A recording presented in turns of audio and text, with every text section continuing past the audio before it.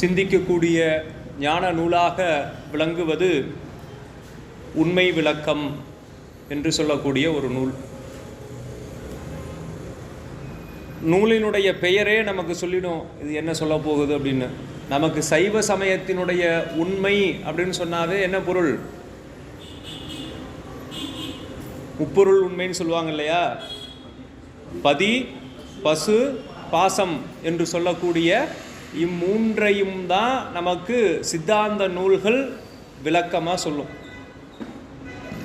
சரிங்க, அப்படி விளக்கமாக சொல்கிற நூல்கள் ஏன் இத்தனை 14 நூல்கள் நமக்கு சித்தாந்த மரபில் 14 நூல்கள், நமக்கு ஆதீன மடங்களில் பண்டார சாத்திரங்கள்னு தனியாக, அங்கே இருக்கக்கூடிய சன்னிதானங்கள் எல்லாம் அருளிய நூல்கள்னு அது தனி. இப்போ பொதுவாக எல்லாருக்கும் பொதுவாக சொல்லப்படக்கூடிய நூல்களே 14 இருக்குது. சரிங்க, ஏன் ஒன்று இருந்தால் போதாதா? இப்போ எல்லோரும் ஒரு நூல் வச்சுக்கிறாங்க. இப்போ நமக்கு நூல்கள் எண்ணற்றது இருக்குது. எத்தனை நூல்கள் நமக்கே அறியாமல் இன்னும் சில நூல்கள் இருக்கலாம். நமக்கு கடல்கோளில் அழிஞ்சு போச்சு, சுனாமின்னு நம்ம இன்றைக்கி பார்க்கணும் இல்லையா? அதில் நிறைய நூல்கள் போயிடுச்சு. சில நூல்கள்லாம் இப்படி ஒரு நூலில் நான் படித்தேன்னு யாராவது ஒரு அறிஞர் எழுதி வச்சிருக்கிற குறிப்பு வச்சு தான் சில நூல்கள் இருந்திருக்கு அப்படிங்கிற அடையாளத்தையும் நம்ம பெற்றுக்கொள்கிறோம்.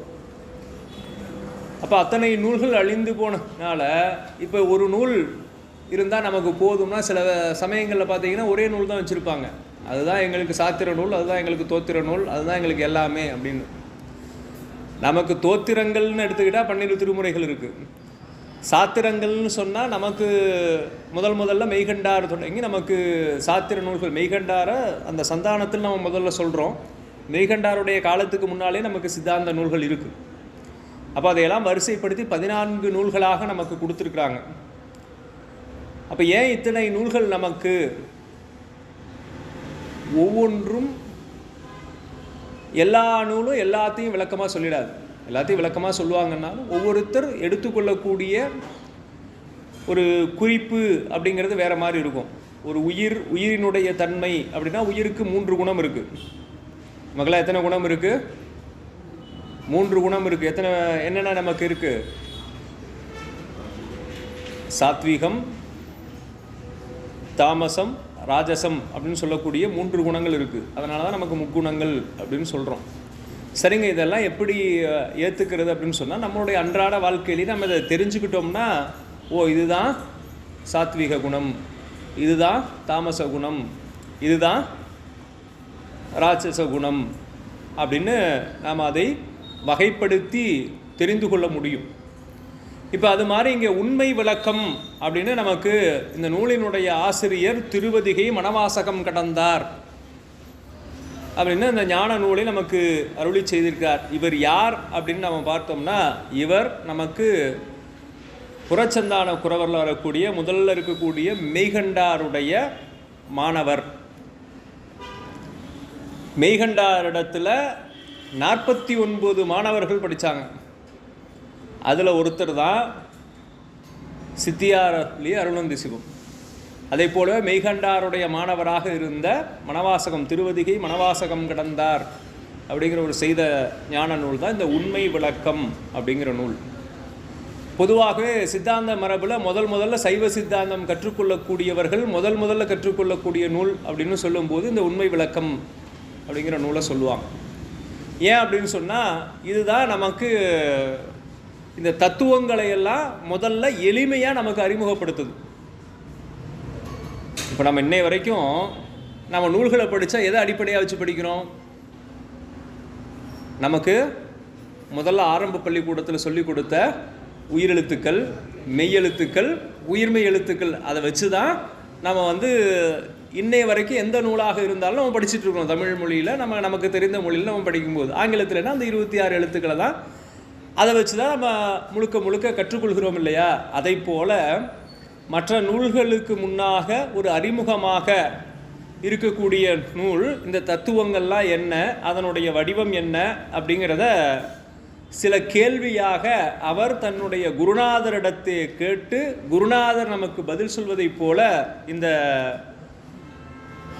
இதை அமைத்திருக்கிறார், இந்த நூலை அமைத்திருக்கிறார். கேள்வி பதில் மாதிரி இந்த ஞான நூலை அமைத்திருக்கின்றார்.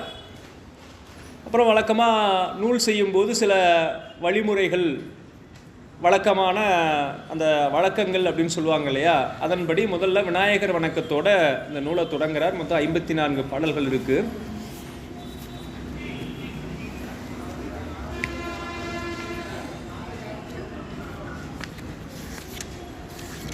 முதல்ல காப்பு செய்யுள் அப்படின்னு அதை சொல்லுவாங்க. அதை எப்பவும் எண்ணிக்கையில் சேர்க்கிற வழக்கம் கிடையாது.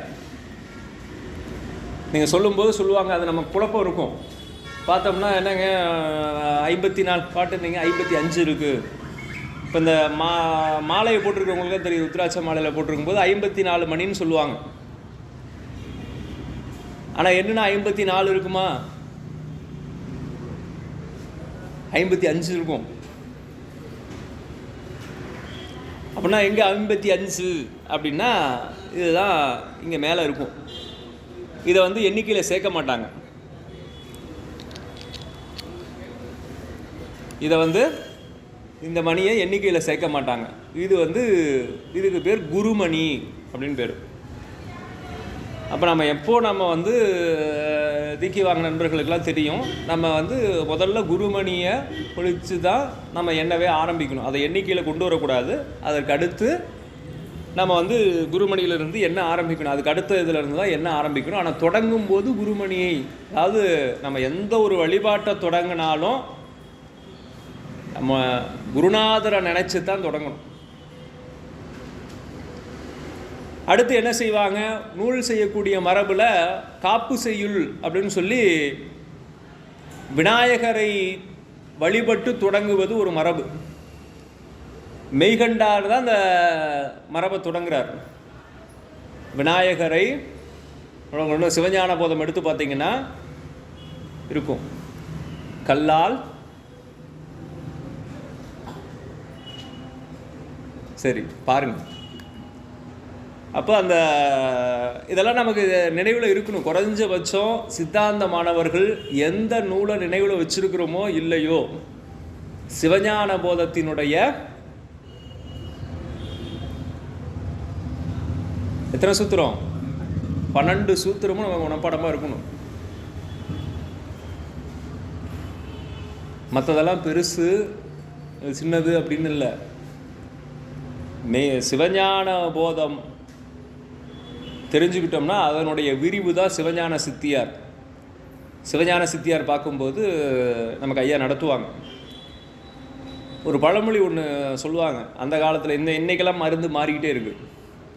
அன்னைக்கு வந்து ஒருத்தருக்கு ரொம்ப என்ன கடைசியாக என்ன சுக்கு அப்படின்னு கொடுப்பாங்க. சுக்குக்கு மிஞ்சின மருந்தும் இல்லை, சுப்பிரமணியனுக்கு மிஞ்சின கடவுளும் இல்லை அப்படின்னு சொல்லுவாங்க முருகப்பெருமானை சொல்லும்போது.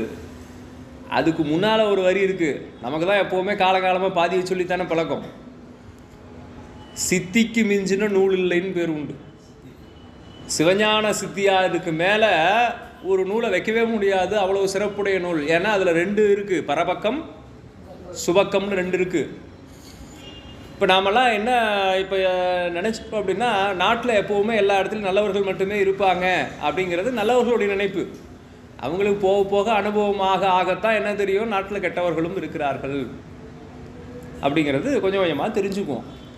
அந்த மாதிரி நமக்கு சமயங்கள்லையும் எல்லா சமயங்களையும் அரவணைத்து எல்லோரையும் மனிதர்கள் அப்படின்னு சொல்லி சமமாக ஏற்றுக்கொள்ளக்கூடிய நிலையில் இருக்கிற ஒரே சமயம் நம்முடைய சித்தாந்த சைவம் தான். வேறு எந்த சமயமும் அதை ஏற்றுக்காது. நம்ம சமயத்தில் ஒரே ஒரு வேறுபாடு தான் இருக்குது. என்ன வேறுபாடுன்னா, குரு சிஷியர் மட்டும்தான் வேறுபாடு, வேறு எந்த இடத்துலையும் வேறுபாடே கிடையாது. ஆனால் அந்த ஒன்றை மட்டும் பிடிச்சிக்கிட்டே இது வந்து வேறுபாடுடைய சமயம்னு மாற்று சமயவர்களாக சொல்கிறாங்க. எல்லா சமயங்கள்லேயுமே குரு சீடருங்கிற வேறுபாடு உண்டு. உலகியலிருந்து எல்லா இடத்துலையுமே உண்டு. அது இல்லாத இடமே கிடையாது. அப்போ அந்த வேறுபாடு மட்டும்தான் இங்கே இருக்குது, வேறு எந்த வேறுபாடும் இங்கே கிடையாது. அப்போ நமக்கு இந்த பரபக்கம் என்ன சொல்லுது அப்படின்னா, புறசமயங்களினுடைய தீமையை நமக்கு எடுத்து சொல்லுது. சுபக்கம் என்பது நம்முடைய சமயத்தினுடைய நன்மையை நமக்கு எடுத்து சொல்லக்கூடியது. இப்போ நம்ம உள்ளே நுழைஞ்சோம்னா நிறைய போய்கிட்டே இருக்கும். இப்போ நம்ம இந்த மணவாசகம் கிடந்தார் ஒரு தொகுப்பில் ஒரு மாணவர் தேர்றதே பெரிய விஷயம். இன்றைக்கி நம்மளாம் கவனிச்சுட்டே வருவோம். ஒரு கிளாஸில் இருந்தால் ஒரு மாணவர், அதாவது வகுப்பில் முதல் மாணவராக ஒருத்தர் வந்துடுவார். ஏன்னா 100 மார்க் எடுக்கிறாங்கன்னா ஒருத்தர் 90 பேர் சைபர் எடுத்தால் 1 மார்க் எடுத்தவங்க முதல் மாணவன் தானே. அப்போ வகுப்பில் முதல் மாணவராக இருக்கிறது ஒரு பெரிய விஷயம் இல்லை.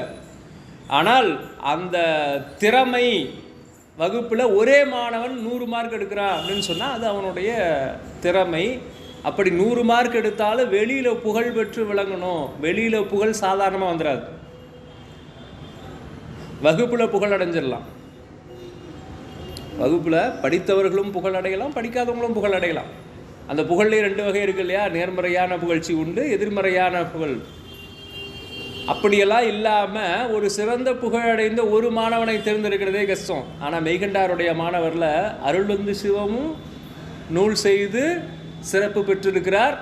மணவாசகம் கடந்தாரும் நூல் செய்து சிறப்பு பெற்றிருக்கிறார். இப்படி என்னங்க அப்படின்னா, கேட்ட பாடத்தை திரும்ப சொல்லவே நம்மளால் பல பேரால் முடியாது.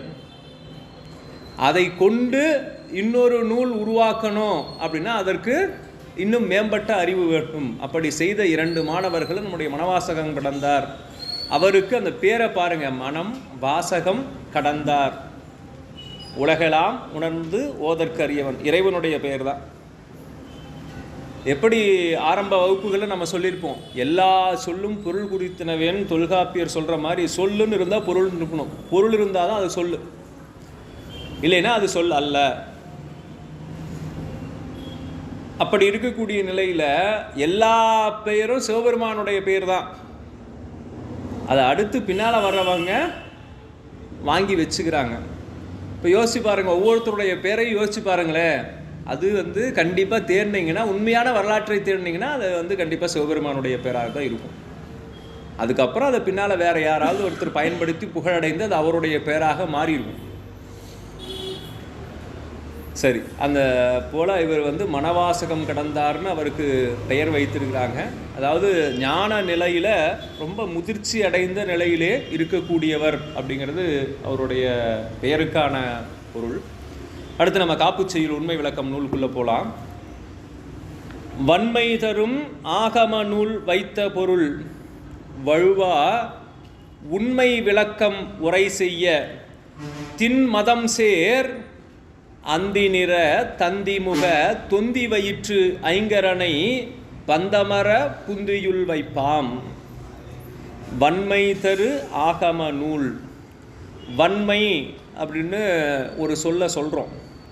இந்த சொல்லுக்கு என்ன பொருள்னா, ஒரு எழுத்து மாறினாலும் தமிழில் பொருள் மாறிடும்.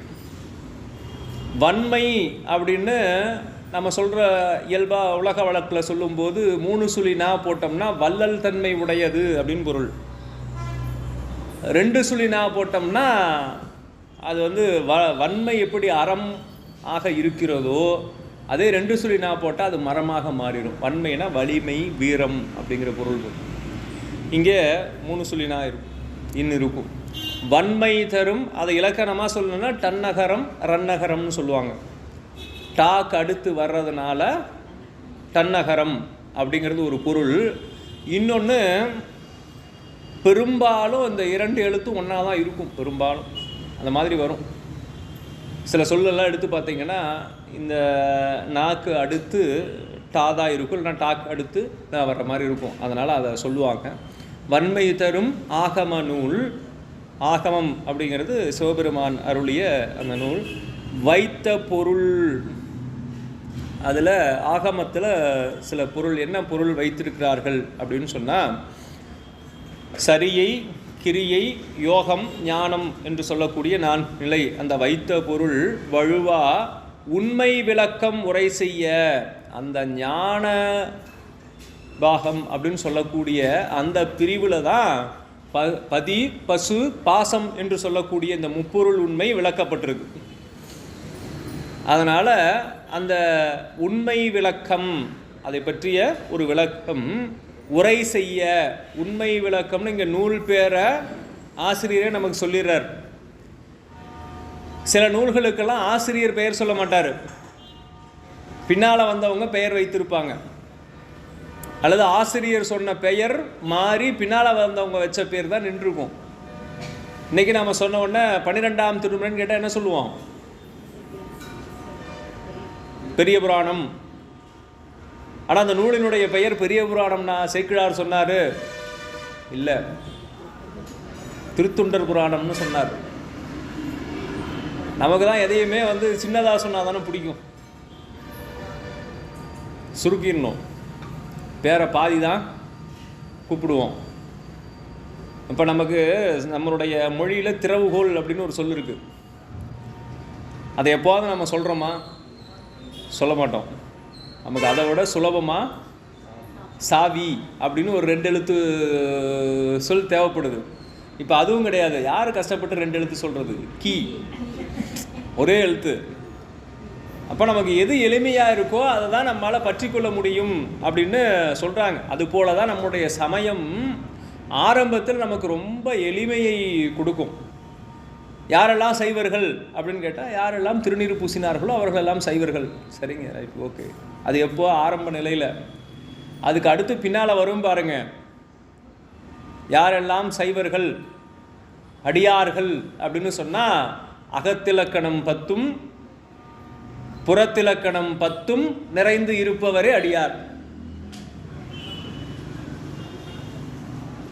அப்போ முதல்ல திருநீறு பூசினா போதும் அப்படின்ற நிலையில் இருந்து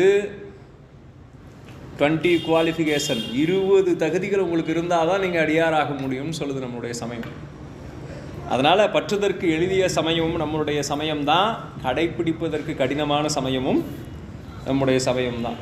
அப்போ இந்த உண்மை விளக்கம்ங்கிற நூலை நமக்கு அருள் செய்கிறார். உரை செய்ய திண்மதம் சேர்.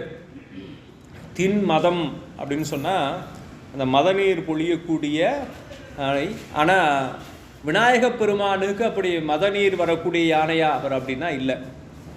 ஏன்னா மதம் வந்ததுன்னா அது நல்லது கெட்டது எல்லாத்தையும் அழிச்சிடும். யானைக்கு மதம் பிடித்தா அது முதல்ல யாரை கொள்ளும்? வாகனை தான் கொள்ளும். அப்போ அது நல்லதா அப்படின்னா அது அதுக்கே நல்லதில்லை, யானைக்கே நல்லதில்லை அது. அதுக்கப்புறம் மற்றவங்களுக்கும் அது நல்லதல்ல. அதனால் என்ன செய்யும்? அந்த மதம் அப்படின்னு இங்கே சொல்கிறது எப்படி பொருள் வரும் அப்படின்னு சொன்னால், ஞானம். அந்த யானைக்கு உலகிய மற்ற யானைக்கு பிடிக்கிற மதம், அந்த மத நீர் சாதாரண மத நீர், அது மற்றவர்களுக்கு துன்பத்தை தரும். ஆனால் விநாயகப் பெருமானத்தில் இருக்கிறது அது ஞானம். அது வெளியே வந்தால் தான் மற்றவர்களுக்கு பயனுடையதாக இருக்கும். கற்பனை கலைஞர் சிவபிரகாசம் சொல்லுவார், திருஞான சம்பந்தர் அந்த ஞானப்பால் உமையம்மை கொடுத்த ஞானப்பாலை உண்ட போது அப்படியே உழுதுதான். ஏன் உழுது அப்படின்னா, அது அப்படியே அவர் குடிச்சிருந்தாருன்னா அடுத்து பேசவே மாட்டார். உண்மையான ஞானம் கைவரப்பட்டவர்கள் என்ன பண்ணுவாங்க? அமைதியாக இருப்பாங்க. சாமிக்கிட்ட இருந்து உத்தரவு வந்தால் தான் பேசணும், அது வரைக்கும் பேசக்கூடாது. அப்படி இருந்தால் நமக்கு இத்தனை ஞான நூல்கள்லாம் நமக்கு எப்படி கிடைச்சிருக்கும்? அப்போ இறைவன் என்ன செய்கிறான்? அந்த ஞானம் நமக்கும் கிடைப்பதற்காக கொஞ்சம் அப்படியே ஒழுகி வந்தது அப்படின்னு சொல்லுவார். அதனால தான் ஞானசம்பந்தருக்கு பாலராவாயன்னு ஒரு பேர். பால் அப்படியே இங்கே இருந்து கொண்டே இருக்கு, அதனால் அவருக்கு அப்படி ஒரு பேர். அதுபோல் இந்த விநாயகப் பெருமானிடத்தில் நம்மெல்லாம் உடனே கல்விக்கு கடவுள் யார் அப்படின்னு சொன்னால் சரஸ்வதின்னு சொல்லிடுவோம். அறிவுக்கு கடவுள் யார் அப்படின்னா விநாயகப் பெருமான். அப்போ அந்த ஞானத்தை தரக்கூடியவர் விநாயகர். அதனால் அவரிடத்துல வேண்டுகோள் வைக்கிறார். அதை பாருங்கள் எப்படி சொல்கிறார்? அந்தி நிற தந்தி முக தொந்தி வயிற்று ஐங்கரன். அந்தி நிறம் அப்படின்னா, அந்தினன் சாயங்கால நேரத்து சூரியனை பாருங்கள், அப்படியே சிவன்னு இருக்கும். அதுபோல் சிவந்த நிறமுடைய தந்தி முகம் அப்படின்னா யானை முகம். தந்தி முகத்தை தொந்தி வயிறு அப்படின்னா பெரிய வயிறு, தொந்தி வயிற்று ஐங்கரனை. விநாயகப் பெருமானுக்கு 5 கரம். அதான் சொல்லுவோம் இல்லையா, 5 கரத்தனை யானை முகத்தனை இந்தி நிலம்பிரை போலு மெயிற்றனை நந்தி மகந்தனை ஞான கொழுந்தினை புந்தியில் வைத்து அடி போற்றுகின்றேனே அப்படின்னு சொல்லுவாங்க. அந்த 5 கரம் அந்த 5 கரத்திலையும் விநாயகப் பெருமான் என்னென்ன பொருட்களை கையில் வைத்திருக்கிறார் அப்படின்னு பார்க்கணும். ரொம்ப விளக்கமாக உள்ளே போயிட்டு இருக்கோம். 20 நிமிஷம் போயிடுச்சுன்னா காப்புச்சையிலே வரல. அதனால் 5 கரத்தனை 5 கரத்தில் என்னென்ன வச்சிருக்கிறார், அதை எதற்காக வைத்திருக்கிறாருன்னு வாய்ப்பு இருக்கும்போது இன்னொரு முறை சிந்திப்போம். அப்படிப்பட்ட விநாயகப் பெருமானை பந்தமர புந்தியுள் வைப்பாம். எதுக்காக அப்படின்னு சொன்னால் நம்முடைய பந்தம் அரும்படியாக. இப்போ பந்தம் அப்படின்னு சொன்னோம்னா நம்மளாம் என்ன நினச்சிக்குவோம், நம்முடைய சொந்தம் பந்தம் அப்படின்னு சொல்கிறாங்கல்ல, அந்த பந்தம் அப்படின்னு நினச்சிக்கிறோம். அதுவும் ஒரு வகையில் உண்மைனாலும் கூட நமக்கான பந்தம் எது அப்படின்னு பார்த்தீங்கன்னா ஆரம்பத்திலிருந்து இந்த உயிர் அனாதி கேவலத்திலிருந்து எதை பிடித்து கொண்டிருக்கிறது, ஆணவத்தை பிடித்து கொண்டிருக்கிறது. அப்போ அந்த பந்தம் அற வேண்டும், ஆணவம் நமக்கு இல்லாமல் இருக்கும். அதற்காக விநாயகப் பெருமானை புந்தியில் வைப்போம். ஏன்னா ஆணவம் இருந்ததுன்னா அறிவான பேச்சு வராது. பேச்சு வரும், ஆணவம் இருந்தால் மிச்சமாக பேச்சு வரும். ஆனால் அது அறிவார்ந்த பேச்சாக இருக்குமானா இருக்காது. அப்போ அறிவார்ந்த பேச்சு வரணும் அப்படின்னு சொன்னால் ஆணவம் அங்கே இருக்கக்கூடாது. அப்போ மனவாசகம் கடந்தார் விநாயகப் பெருமானிடத்தில் நான் உண்மை விளக்கம் என்று ஒரு நூல் செய்ய போகின்றேன், அதனால் எனக்கு நிறைய அறிவை கொடுக்க வேண்டும், அறிவோடு சேர்ந்து எப்பவும் ஒன்று கூடவே வந்துடும், அது எனக்கு வராமல் இருக்க வேண்டும். அந்த படத்தில் நம்ம போன முறை கூட பார்த்தோம், போன வகுப்பில் நம்ம சிந்திக்கும்போது ஏபி நாகராஜனை பற்றி அவர் சங்ககிரிக்கு பக்கத்தில் அவருடைய ஊருன்னு நம்ம பேசிகிட்டு இருக்கும்போது சொன்னோம். அவர் அந்த திருவிளையாடல் படத்தில் சொல்லுவார், சேரக்கூடாதது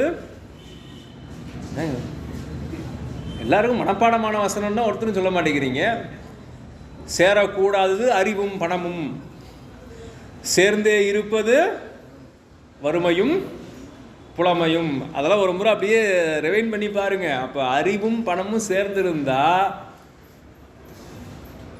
அதை நல்ல விதத்தில் பயன்படுத்தினா சிறப்பு, ஆனால் அப்படி பயன்படுத்துறது ரொம்ப குறைவுன்னு அர்த்தம். அந்த வசனத்துலேருந்து நம்ம தெரிஞ்சுக்கலாம். அப்போ யாரிடத்துல அறிவு அதிகமாக இருக்கோ அவங்கக்கிட்ட ஆணவமும் இருக்கக்கூடாது, சரியான அளவோடு இருந்துக்கணும் எதா இருந்தாலும். இப்போ அடுத்து நூல் செய்ய புகும்போது முதல்ல நம்ம சொன்னதை போல ஒரு கேள்வி பதிலாக அதை அமைக்கிறார்னு பார்த்தோம். குருநாதர் இடத்துல முதல்ல குருநாதரை போய் பார்த்தோம்னா சில மரபுகள்லாம் நமக்கு உண்டு. அரசனை போய் பார்க்கும்போது நேராக போய் ராஜா அப்படின்னு மேட்டரை சொல்லக்கூடாது. அரசனை போன உடனே என்ன பண்ணணும், முதல்ல அரசனை வாழ்த்தணும். அரசனை வாழ்த்திட்டு தான் நான் எதுக்காக வந்தேங்கிற தகவலை சொல்ல போகணும். அதனால தான் போன உடனே அரசன் வரும்போதே அவர் வராருன்னு அறிவிக்கும் போது சும்மா அரசர் வருகிறாருலாம் அறிவிக்க மாட்டாங்க. நம்ம பள்ளியறைக்கு சாமி வரும்போது எப்படி சொல்கிறோம், அது மாதிரி கட்டியம் சொல்லணும். அதை அவர் இத்தனை பட்டங்களை பெற்றிருக்கிறார், இப்படியெல்லாம் மக்களை அரசாட்சி செய்து வருகிறார், அவர் அரசர்களிலே சிறந்தவர் அப்படின்லாம் சொல்லி அவருக்கு முகமன் சொல்லி தான் வரவே இருக்கணும். அப்படி தான் உள்ளே வந்த உடனே அரசனை வணங்கி அவனுக்கு ஒரு புகழுரையை சொல்லி அதுக்கப்புறம் தான் நாம் என்ன வேணும்னு கேட்க வந்திருக்கிறோமோ அதை சொல்லணுங்கிறது நம்மளுடைய மரபு. அது மாதிரி குருநாதர்கிட்டையும் போன உடனே நேராக ஐயா எனக்கு ஒரு சந்தேகம்லாம் போய் நிற்கக்கூடாது. மாணவர்களுக்கு சொல்கிறேன், சித்தாந்த வகுப்பு பயிலக்கூடிய மாணவர்கள் நமக்கு வகுப்பில் சந்தேகம் இருந்தால் கூட ஆசிரியரிடத்தில் எப்படி அது நமக்கு நேர விரயமாயிடுங்கிறதுக்காக நம்மளாம் இன்றைக்கி அதான் நம்ம சொன்னேன், திறவுகோள் சாவியெல்லாம் சொல்லாமல் நம்ம இன்றைக்கி ஒரு எழுத்து அது மாதிரி நேராக மேட்ருக்கு வாப்பா அப்படின்னு சொல்கிற மாதிரி நம்ம நேராக போய் கேட்டுறோம். ஆனால் பண்டைய காலத்தில் அப்படியெல்லாம் மரபு கிடையாது. போய் குருநாதரை புகழ்ந்து சொல்லணும், அப்படி ஒரு மரபு. இன்னொன்று, நமக்கு நன்றின்னு ஒன்று இருந்தால் நாம் நமக்கு இந்த ஞானத்தை வழங்கிய குருநாதரை ஒவ்வொரு முறையும் நினைக்கணும். அப்படி நினைத்து நாம் போற்றி வணங்கித்தான் நம்ம எந்த ஒரு செய்கையையும் தொடங்கணும். அதுக்காக குருநாதரை வாழ்த்தி இங்கே முதல்ல தொடங்குறார். அந்த பாடலை பாருங்கள். இவர் எவ்வளவு பெரிய புலமையாளர் அப்படிங்கிறத முதல் பாட்டிலையும் நம்ம பார்த்துட்டோம். எப்படி அந்த மூணாவது வைக்கிறார் பார்த்தீங்களா, அந்தி நிற தந்தி முக தொந்தி வயிறு. இப்போ இங்கே அடுத்து அங்கே எழுத்தில் தானே காட்டினார், இங்கே சொல்லில் காட்டுறார் பாருங்க. பொய் காட்டி பொய் அகற்றி போத ஆனந்த பொருளாம் மெய்காட்டும் மெய்கண்டாய் விண்ணப்பம். பொய்காட்டா மெய்யா திருவெண்ணை வித்தகா சுத்தவினா ஐயா நீதான் கேட்டு அருள். பொய் காட்டி பொய் அகற்றி. சரிங்க, பொய்யை அகற்றணும்னா என்ன பண்ணணும்? முதல்ல எது பொய்ன்னு காட்டணும். எது பொய் என்று காட்டி அந்த பொய்யை அகற்றி போத ஆனந்த பொருளாம் மெய்காட்டும் மெய்கண்டாய். மெய்கண்டாய் ஆசிரியர் சொல்றார். இப்போ நாமெல்லாம் என்ன சொல்லுவோம், மரபு கருதி பெரியவங்களை பேர் சொல்கிறதில்ல அப்படின்ற ஒரு மரபை நம்ம இன்றைக்கி கடைப்பிடிச்சிட்டு இருக்கிறோம். ஆனால் உண்மை அப்படியானா இல்லை. இங்கே பாருங்கள், அவர் எவ்வளோ தெளிவாக சொல்கிறார். அவருடைய குருநாதருடைய பேரை மெய்கண்டார் அல்லது மெய்கண்டாய் அங்கே சொல்கிறார். அது இன்றைக்கி மரியாதை காரணமாக இலக்கணம்லாம் மாறி போச்சு இல்லையா? தொல்காப்பியத்தில் நமக்கு இருவிகுதி போட்டால் அது பன்மை அப்படிங்கிறது இலக்கண விதி. அதுக்கப்புறம் அது நன்னூல் வரும்போது அது மரியாதை நிமித்தமாக இன்விகுதி ஆண்பால் ஒருமைக்கு மரியாதை குறித்து இருவிகுதி வரலாங்கிறது மாறிடுச்சு. அது மாதிரி நம்ம இன்றைக்கி என்ன செய்கிறோம், மரியாதை கருதி நம்ம அவங்க பேரை சொல்கிறதில்ல அப்படின்னு சொல்கிறோம். ஆனால் நமக்கு திருமூலரும் என்ன சொல்கிறார், தெளிவு குருவின் திருநாமம் செப்பல், குருவோட பேரை சொல்லணுங்கிறார். ஏன்னா அதுவே மந்திரம் அப்படின்னு சொல்கிறார். அதே போல் நமக்கு இங்கே இவர் மெய்கண்டாருடைய பெயரை சொல்லித்தான் காட்டுறார். பொய்காட்டி பொய்யகற்றி போத ஆனந்த பொருளாம் மெய்காட்டும். இந்த போத ஆனந்த பொருள் அப்படிங்கிறது இறைவன். நாமெல்லாம் மற்றவர்கள் எல்லாரும் இன்பமாக இருப்பாங்க. எப்போவாவது கொஞ்ச நேரம் துன்பம் அப்படின்னு அவங்களுக்கு வரும். துன்பம்னு கொஞ்சமாவது வந்துடும். அந்த பர்சன்டேஜ் நமக்கு மாறும், அந்த விகிதாச்சாரம் மாறும். சில பேருக்கு 99% இன்பம் 1% துன்பம்னு இருக்கும். இன்னும் சில பேருக்கு அப்படியே குறையும், 90 10 80 20 அப்படின்னு. சில பேருக்கு வாழ்க்கையில் துன்பமே 99 இன்பம் 1 அப்படின்னு வரும். அப்படிலாம் இல்லாமல் 100% இன்பமாக இருப்பவர் யார் அப்படின்னு சொன்னால் இறைவன். அந்த போத ஆனந்தம், அதுக்கு பேர் தான் ஆனந்தம். இப்போ ஒரு சொல்லுக்கு எதிர்மறை சொல் சொல்லுவோம் இல்லையா, இன்பம் அப்படின்னா அதுக்கு எதிர்ச்சொல் என்ன, துன்பம். ஆனந்தம் அதுக்கு எதிர்ச்சொல் என்ன சொல்லுவோம், இல்லை அதுக்கு அடுத்து பேரானந்தம் தான் சொல்லணும். வேற ஆனந்தம் அப்படிங்கிறதுக்கு வேற எதிர்ச்சொல் இல்லைங்க, அது வறுமை அது ஏதாவது சொல்லலான்னா அதுக்கு சொல்லு இல்லை. அப்போ இறைவன் தான் எப்போதும் ஆனந்த பொருளாக இருக்கக்கூடியவன். போத ஆனந்த பொருளாம் மெய்காட்டும். மெய் அப்படிங்கிறது இறைவன், மீதி எல்லாம் பொய். அப்படியாங்க, என்னங்க பொய்ன்னு சொல்கிறீங்க, இப்போ எல்லாம் இருக்கே அப்படின்னு சொன்னால், இங்கே பொய் என்பது நிலையாமை உடைய பொருள், நிலைத்த தன்மை உடைய பொருள் அல்ல. இப்போ பொய்யா அப்படின்னு சொன்னால் இல்லாமை மட்டும் பொய் இல்லை, இருந்து கொஞ்ச காலத்தில் இல்லாமல் போவதும் பொய் தான் அப்படின்னு சொல்கிறார். அடுத்து மெய்காட்டும் மெய்கண்டாய் விண்ணப்பம். சாமி உங்கள் திருவடிக்கு ஒரு விண்ணப்பம். சாமிகிட்ட பெரியவங்ககிட்ட சொல்லும்போது நம்ம விண்ணப்பம் அப்படின்னு சொல்கிறது. அதனால தான் நம்ம அதை அப்ளிகேஷன் சொல்கிறோம் இல்லையா. ஒரு கல்லூரியில் ஒரு பள்ளியில் சேரணும்னா அதுக்கு முதல்ல என்ன கொடுக்குறோம், ஒரு விண்ணப்ப படிவம் கொடுத்து, ஐயா இப்படி நான் இந்த தகுதியெல்லாம் இருக்குது எனக்கு, என்ன உங்களுடைய கல்லூரியிலையோ உங்களுடைய வகுப்புலையோ சேர்த்துக்கங்க அப்படின்னு சொல்லி ஒரு விண்ணப்பமாக நாங்கள் கொடுக்குறோம். அது மாதிரி அந்த வேண்டுகோள் வைப்பதற்கு விண்ணப்பம் பேர் மெய்கண்டாய் விண்ணப்பம்.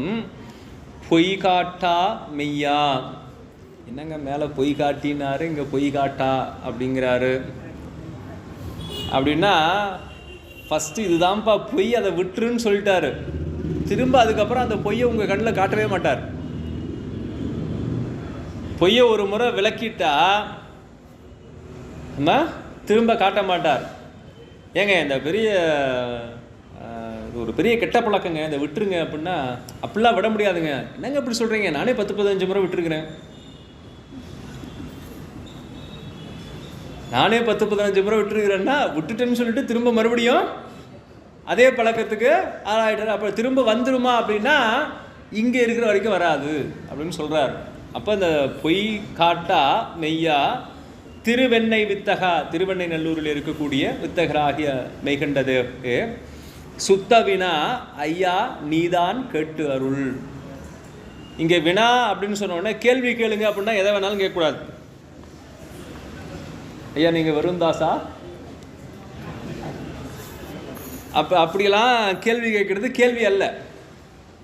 அப்போ சுத்த வினா அப்படின்னு சொன்னால் நல்ல சிறந்த வினாவாக இருக்கணும். அந்த வினாவால் கேட்டவருக்கும் பயன் இருக்கணும், கேட்காமல் அங்கே கூட இருந்தவர்களுக்கும் அந்த வினாவுக்கு உரிய பதில்னால பயன் இருக்கணும்.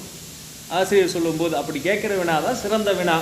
அதனால் சுத்த வினா ஐயா நீதான் கேட்டு அப்படியே போயிடாதீங்க. சில பேர் இதுக்கு என்னங்க அர்த்தம், நீயே படிச்சுப்பார் அப்புறமேட்டு தெரியும் அப்படின்ட்டு போயிடக்கூடாது. கேட்டு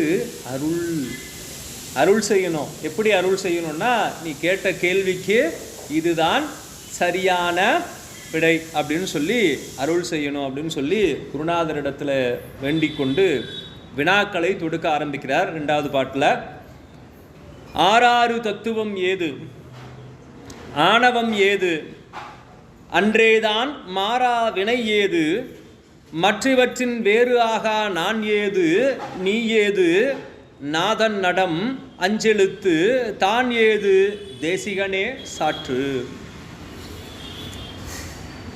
இதில் ஒவ்வொரு கேள்வியாக கேட்டுட்டே வரார்.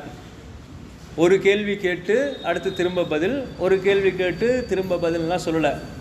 நேராக என்ன பண்ணிட்டார், கொண்டுட்டு போய் கொஸ்டின் பேப்பரை எப்படி மாணவர்கிட்ட கொடுத்து நீ முழுக்க விடை எழுதிட்டு வா அப்படின்னு சொல்கிற மாதிரி ஆசிரியர் இடத்துல போய் ஒட்டு மொத்தமாக எத்தனை வினா வைக்கிறார், 8 வினா வைக்கிறார். 8 கேள்வி கேட்கிறார். மனவாசகம் கிடந்தார் யார்கிட்ட, மனவாசகம் கிடந்தார் யார்கிட்ட கேட்கிறார், இந்த 8 கேள்வியும் மெய்கண்டார் இடத்துல கேட்கிறார். இதை ஏன் நான் உங்ககிட்ட கேட்குறேன்னா நீங்கள் நான் சொல்கிறத கேட்டுட்டு இருக்கீங்களா இல்லையான்னு தெரிஞ்சுக்கிறதுக்காக நான் உங்ககிட்ட கேட்குறேன். அப்போ மெய்கண்டார் இடத்துல 8 கேள்வி கேட்கிறார். முதல் கேள்வி 6 தத்துவம் எது,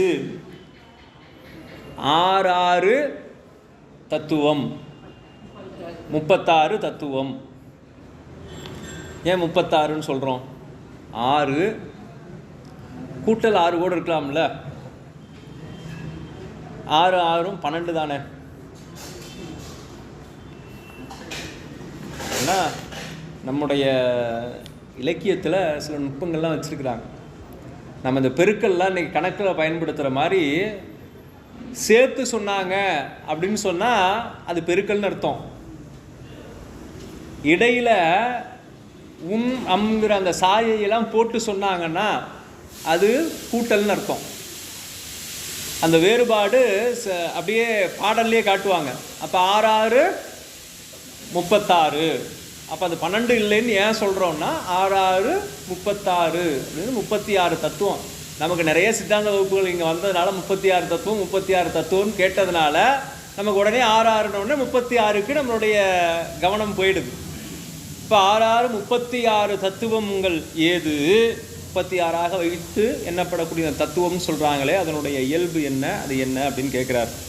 ஆணவம் ஏது, இதே கேள்வியை இவரோட சீனியர் ஒருத்தர் கேட்டார். யாரும் நினைவு இருக்கா?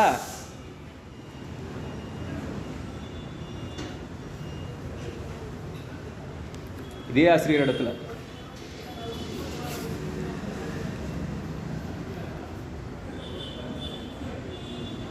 அருள்நந்தி சிவம் போய் கேட்குறாரு மெய்கண்டார்கிட்ட. அவருடைய வரலாறை பார்த்தீங்கன்னா தெரியும். போன உடனே மெய்கண்டார் மெய்கண்டாருடைய பிறவி வரலாறு பார்த்தீங்கன்னா மெய்கண்டாருடைய அப்பா அச்சுத கலப்பாளர், அச்சுத கலப்பாளருடைய குருநாதர் சகலாகம பண்டிதர். சகலாகம பண்டிதர் போய் அவர்கிட்ட போய் எனக்கு குழந்தை பேர் இல்லைன்னு கேட்ட உடனே இதெல்லாம் முன்னாலே பல வகுப்புகளில் கேட்டிருப்பீங்க. ஆனால் நீங்களும் புதுசாக கேட்குற மாதிரி சொல்கிறீங்க. ஏன்னா இப்போ தானே பாடத்தை இன்னும் கொஞ்சம். அவர் மெய்கண்டார் பிறக்கிறார். அவர்கிட்ட போய் சொன்னோன்னே எனக்கு குழந்தை பேர் இல்லைன்னா திருவெண்காடு போன்னு சொல்லி அந்த கயிறு சாத்தி பார்த்தது திருவெண்காடு தலம் வர இவர் அப்புறம் கனவுல வந்து சிவபெருமான் உனக்கு குழந்தை பேர் கிடையாதுன்னு சொல்லி அதெல்லாம் நான் நம்ப மாட்டேன், என்னுடைய குருநாதர் சொல்லியிருக்கார், திருஞான சம்பந்தருடைய வாக்கு இதெல்லாம் சொல்லி அதுக்கப்புறமேட்டு மெய்கண்டார் வந்து பிறக்கிறார். மெய்கண்டாருக்கு 2 ஆண்டுலேயே ஞானம் வந்துருச்சு. அந்த 2 வயது குழந்தை வந்து பாடம் நடத்திட்டு இருக்கு. அப்போ சகலாகம பண்டிதர் போகிறார். அப்போ கரெக்டாக அவர் போகும்போது ஆணவம் குறித்து மெய்கண்டார் பாடம் நடத்திட்டு இருக்கிறாங்க. இவர் போய் கேட்குறார், ஆணவம் ஆணவம்னு சொல்லிட்டு இருக்கிறீங்களே அது எப்படி இருக்கும் அப்படின்னு கேட்குறார். கேட்ட உடனே மெய்கண்டார் ஒன்றுமே சொல்லலை, அப்படி காட்டினார் அவரோட உருவத்தை. வகுப்பு நடக்கும்போது வகுப்பை முழுசாக கேட்காம வகுப்பில் விழுந்த ஒரு வார்த்தையை மட்டும் கேட்டுட்டு வகுப்பு மாணவர்களுக்கு இடையூறு தர மாதிரி ஆசிரியர்கிட்ட வந்து ஏறுமாறா ஒரு கேள்வி கேட்குறியே, இதுதான்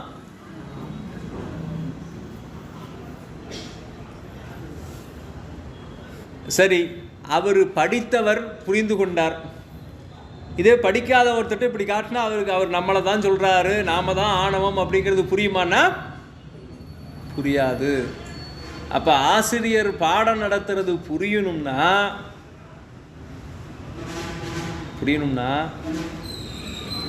நமக்கு கொஞ்சமாவது அந்த பாடத்தை பற்றி தெரிஞ்சிருக்கணும். அப்படி தெரியலைனாலும் ஆசிரியர் சொன்னதற்கு பின்னாலேயாவது தெரிந்து கொள்ளக்கூடிய இல்லைன்னா அதனால் எந்த பயனும் இல்லையாது. அப்போ 2வது ஆணவம் அப்படின்னா என்ன அப்படின்னு கேட்குறார். ஆணவம் ஏது?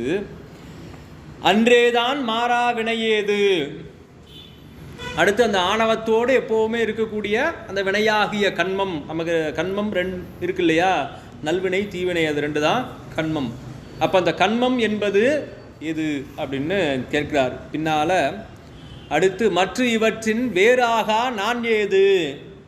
எப்போவுமே இந்த ஆணவத்தோட இருக்கக்கூடிய நான் உயிர் என்பது எது அப்படின்னு கேட்குறார். அதற்கு அடுத்து திரும்ப நீ ஏது?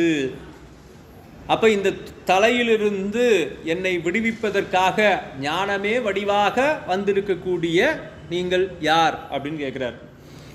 நாதன் நடம், சிவபெருமான் ஆடக்கூடிய அந்த நடனத்தினுடைய அந்த திருக்கூத்தினுடைய இயல்பு என்ன? அடுத்து அஞ்செழுத்து, அந்த அஞ்செழுத்து என்பது என்ன, அதனுடைய சிறப்பு என்ன அப்படின்னு கேட்குறார். அடுத்து நிறைவா தான் ஏது? இந்த உயிர் இறைவனோடு இரண்டர கலக்கக்கூடிய முக்தி இன்பம் என்று சொல்லக்கூடிய அது என்ன?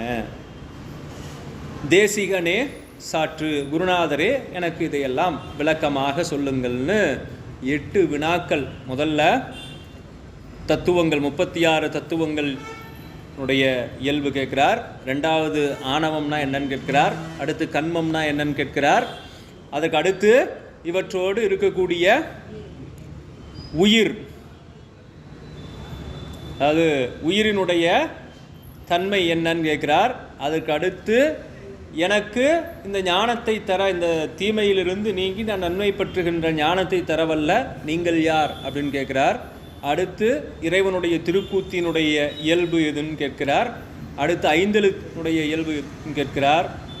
அடுத்து நிறைவாக முக்தி இன்பம்னா என்ன அப்படின்னு இந்த 8 வினாக்களை தன்னுடைய குருநாதராகிய மெய்கண்டாரிடத்தே மணவாசகம் கிடந்தார் வைக்கின்றார் சொல்லிட்டு அடுத்து கேள்வி கேட்ட உடனே, எப்பா நீ கேட்ட கேள்விக்கு எனக்கு பதில் தெரியும், நான் சொல்கிறேன் கேட்டுக்க அப்படின்னு ஆசிரியர் சொல்லணும்.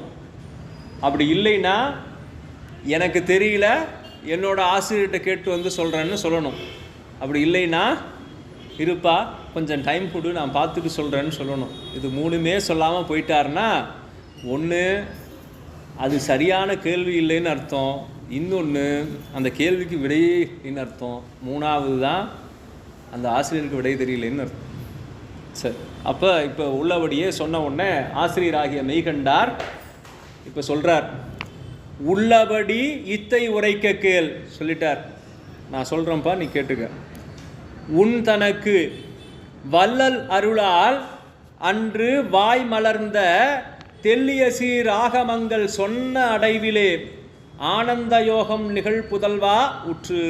இதை அப்படியே கொண்டு கூட்டணும் அங்கங்கே. இப்போ எப்படி மாணவர் ஒரு கேள்வி கேட்கும்போது ஆசிரியரிடத்தில் பணிஞ்சு அவருக்கு ஒரு வணக்கம் சொல்லி கேள்வி கேட்குறாரோ அது மாதிரி விடை சொல்லும்போது இந்தா கேட்டுக்க அப்படின்னு அவர் சொல்லலை. அவரை ஒரு பாராட்டி பரவாயில்ல நல்ல கேள்வியாக கேட்டிருக்கிறார், இது எல்லாருக்கும் ரொம்ப பயனுடையதுன்னு சொல்லி ஆனந்த யோகம் நிகழ் புதல்வா அப்படின்னு அந்த மாணவரை பார்த்து உள்ளபடி இத்தை உரைக்க கேள். நான் இதுக்கு விடை சொல்கிறேன், உள்ளதை உள்ளபடி சொல்கிறேன். ரொம்ப முக்கியமான விஷயம் அதுதான். சில பேர் சொல்ல வந்துட்டு நூலில் அந்த நூலில் சொல்லப்பட்ட கருத்தை சொல்லாமல் அவர்களுடைய கருத்தை அதில் அப்படியே வலிந்து திணிப்பாங்க. அது ஒருதலை சார்புடையதாக அதை மாற்றுவாங்க. அப்படி நிறைய நமக்கு நூல்கள் மாறி இருக்கு. உள்ளபடி இத்தை உரைக்க கேள் உந்தனக்கு உனக்கு வள்ளல் அருளால். வள்ளல் சிவபெருமான். இப்போ எல்லாரையும் வள்ளல்னு சொல்கிறோமே, அவங்களாம் உண்மையான வள்ளலா அப்படின்னு கேட்டால் அவர்கள்லாம் ஒரு குறிப்பிட்ட காலத்திற்கு வள்ளல். குறிப்பிட்ட காலத்திற்கு வள்ளல். எப்போதும் வள்ளல் யாருன்னா சிவபெருமான் தான். இப்போ நம்ம சொல்லுவோம் கடையேழு வள்ளல்கள் அப்படின்னு சொல்கிறோம். அதுவே பல பேருக்கு தெரியாது. அவங்க பேர் தெரிஞ்சால் கடையேழுன்னா அப்போ என்ன அர்த்தம்? முன்னால் முதல் ஏழுன்னு ஒன்று இருக்குதுன்னு அர்த்தம். அப்போ முதல் 7 வள்ளல்கள்னு ஒருத்தர் இருந்திருக்காங்க, இடையேழு வள்ளல்கள்னு அவங்க 7 பேர் இருந்திருக்காங்க, அதுக்கடுத்து கடைசியாக தான் கடை 7 வள்ளல்கள்னு 7 பேர் இருந்திருக்காங்க. இதெல்லாம் தேடுங்க. அப்போ இவங்களையெல்லாம் வள்ளல்னு சொன்னோன்னா நமக்கு உடனே கடை 7 வள்ளல்களில் யார் பேர் உடனே தெரியும் அப்படின்னு சொன்னால் பாரி. பாரியினுடைய பேர் தெரியும். அவன் முல்லைக்கு தேர் கொடுத்தான், அதனால் அவன் வள்ளல். அதுக்கப்புறம் அவன் என்னென்ன கொடுத்தான், அதுக்கு முன்னால் என்ன கொடுத்தான், நிறைய கொடுத்தான். அவனுடைய பரம்பு மலைன்னு சொல்லக்கூடிய அந்த 300 ஊர்களையும் 300 புலவர்களுக்கு தானமாக கொடுத்துட்டான். அதுக்கு குறிப்பெல்லாம் இருக்கு. அப்போ அந்த நிலையில் அதுக்கப்புறம் அரசனாக இருக்கிற வரைக்கும் கொடுத்தான். அதுக்கப்புறம் அவனால் எதுவும் கொடுக்க முடியல. ஆனால் எப்பொழுதும் இருக்கக்கூடிய இறைவன் எப்பவும் கொடுத்துக்கிட்டே இருக்கின்றான். அதனால் வள்ளல் அருளால் அன்று வாய்மலர்ந்த அன்று இறைவன் அருளை செய்த தெல்லிய சீர் ஆகமங்கள் சொன்ன அடைவிலே. அது எப்படி சொல்லுதோ அதே அடைவிலே நான் உனக்கு சொல்லுகின்றேன் அப்படின்னு இங்கே மெய்கண்டார் மணவாசகம் கடந்தாருக்கு சொல்கிறார். அடுத்து இப்போ முதல் கேள்வி என்ன கேட்டார்? 6 தத்துவங்கள் 36 தத்துவங்கள் என்ன அப்படின்னு கேட்குறார். கேட்டதுக்கு இப்போ முதல்ல சொல்ல ஆரம்பிக்கிறார் மெய்கண்டார். நமக்கு 36 தத்துவத்தையும் முதல்ல ஒரு முறை என்னன்னு தெரிஞ்சுக்குவோம். பாடலில் வரிசையாக வராது. நம்ம முதல்ல அந்த 36 தத்துவங்கள் அப்படின்னா என்னென்ன அப்படின்னு பார்த்தோம்னா, முதல்ல பூதங்கள், ஐம்பூதங்கள் இருக்கு இல்லையா, அது 5.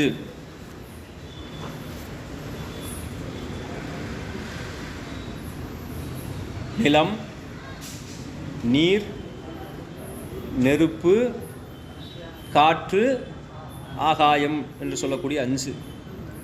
அதற்கு அடுத்து தன்மாத்திரைகள் 5, அது வரும்போது சொல்கிறேன். ஞானேந்திரியங்கள் 5, கண்மேந்திரியங்கள் 5, அதுக்கப்புறம் அந்தக்கரணங்கள் 4. இது மொத்தம் 24.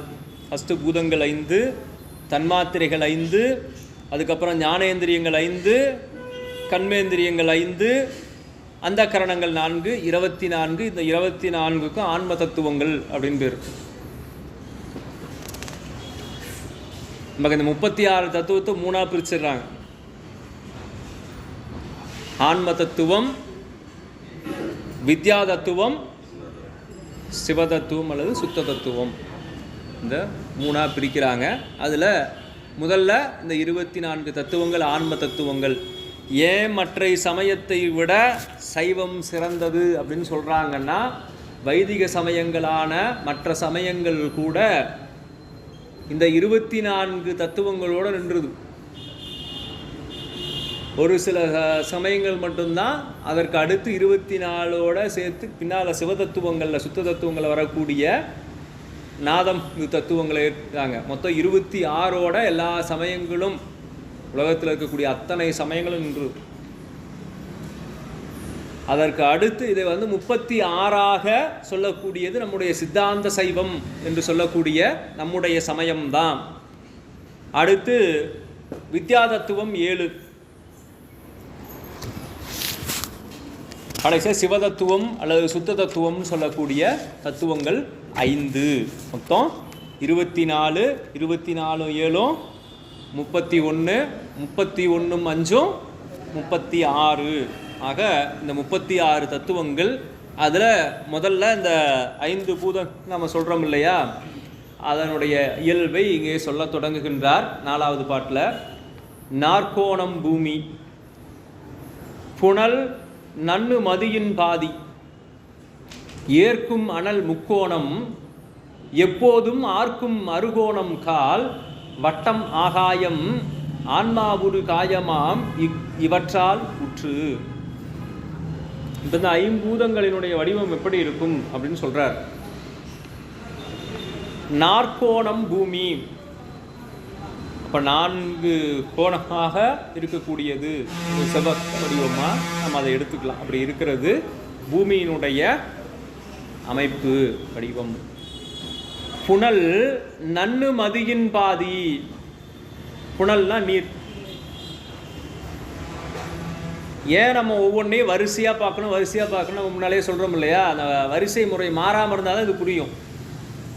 பின்னால் சொல்லும்போது என்ன பண்ணுவார், வரிசையாக இது 5ஐயும் சொல்லிவிட்டு இது 5க்கும் உரிய குறியீடு இதுதான் சொல்லிட்டு வந்துடுவார். அப்போ வரிசையை மாற்றினீங்கன்னா என்ன ஆகிடும், அதனுடைய குறியீடு 2 மாறி போயிடும். ஆனால் நாற்கோணம் பூமி, புனல் நன்னு மதியின் பாதி, மதியின் பாதின்னா அந்த நிலவில் பாதி அரைவட்டமாக இருக்கக்கூடிய அந்த வடிவம். ஏற்கும் அனல் முக்கோணம், நெருப்பு முக்கோணமா. இதெல்லாம் நீங்கள் யோசித்து பார்த்தீங்கன்னாவே தெரியும் அப்படி தான் இருக்கும் அப்படிங்கிறது. தண்ணி பார்த்தீங்கன்னா நிறந்து விட்டுனா எப்படி வரும், அப்படியே குமிழ் அந்த அரை மாதிரி வந்து தான் ஃபுல்லாகும். பார்க்கும்போது ஏதாவது ஒரு இடத்துல அப்படியே வந்து அதுக்கப்புறமேட்டு நீளமாக மாறும், முழுக்க எல்லா இடத்துக்கும் பரவும். அடுத்து நெருப்பு பார்த்த உடனே தெரியும் அது சரியாக அந்த முக்கோண வடிவத்தில் இருக்கு. எப்போதும் ஆர்க்கும் அருகோணம் கால், கால்னா காற்று. மூலாதாரத்தில் 3 கனலை காலால் எழுப்பும் கருத்தறிவித்தே வேறு சொல்கிறாங்க இல்லையா. அப்போ அந்த கனலை எழுப்புனா நெருப்பு எரியணும்னா நம்ம அறிவியலில் படிக்கிறோம் இல்லையா, நெருப்பு எரியணும்னா என்ன வேணும், ஆக்சிஜன் வேணும், காற்று வேணும். இப்போ காற்று இருந்தால் தான் நெருப்பு எரியும். ஆர்க்கும் அருகோணம் கால், அந்த காற்று சத்தம் ஒளி எழுப்பக்கூடிய காற்றுக்குனுடைய வடிவம் அருகோண வடிவம். வட்டம் ஆகாயம், ஆகாயம் அப்படியே வட்டமாக இருக்கிறது. ஆன்மா ஒரு காயமாம் இவற்றால் உற்று, இந்த ஆன்மா அதுக்கு ஒரு உடம்பு ஒரு வடிவம் இருக்கு இல்லையா, அந்த வடிவம் இந்த 5 பூதங்கள் என்று சொல்லக்கூடிய இந்த 5 நாள் ஆனது அப்படின்னு சொல்கிறார். எப்படி அப்படின்னு சொன்னால், மண்ணில் இருந்து தான் நமக்கு எலும்பு, தசை, தோல், நரம்பு, முடி முதலாக இருக்கக்கூடிய அந்த உறுப்புகள் எல்லாம் மண் தத்துவத்திலிருந்து அந்த மண்ணிலிருந்து தோன்றும். நீரில் இருந்து உமிழ்நீர், சிறுநீர், வியர்வை, குருதி, இவையெல்லாம் நீர் தத்துவத்திலிருந்து வரும்.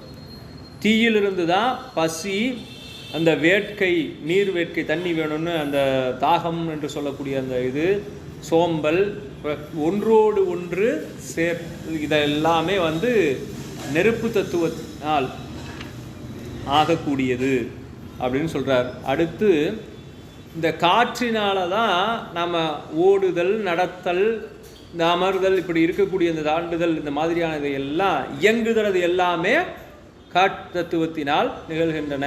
அடுத்து விண்ணிலிருந்து, அந்த ஆகாயத்திலிருந்து மயக்கம், விருப்பு, வெறுப்பு, அச்சம் முதலாக இருக்கக்கூடியவை எல்லாம் தோன்றுகின்றன அப்படின்னு சொல்லி இந்த உடலில் ஏற்படக்கூடிய இத்தனை நிகழ்வுகளுக்கும் இந்த 5 பூதங்களும் காரணமாக இருக்கின்றன அப்படின்னு சொல்கிறார்.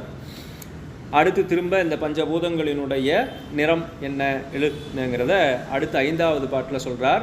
பொன் பார், புனல் வெண்மை, பொங்கும் அனல் சிவப்பு, வன்கால் கருமை, வளர்வான்தூமம் என்பார் எழுத்து லாவரார் ஆதிக்கு என்றும் அழுத்தமதாய் நிற்கும் அது.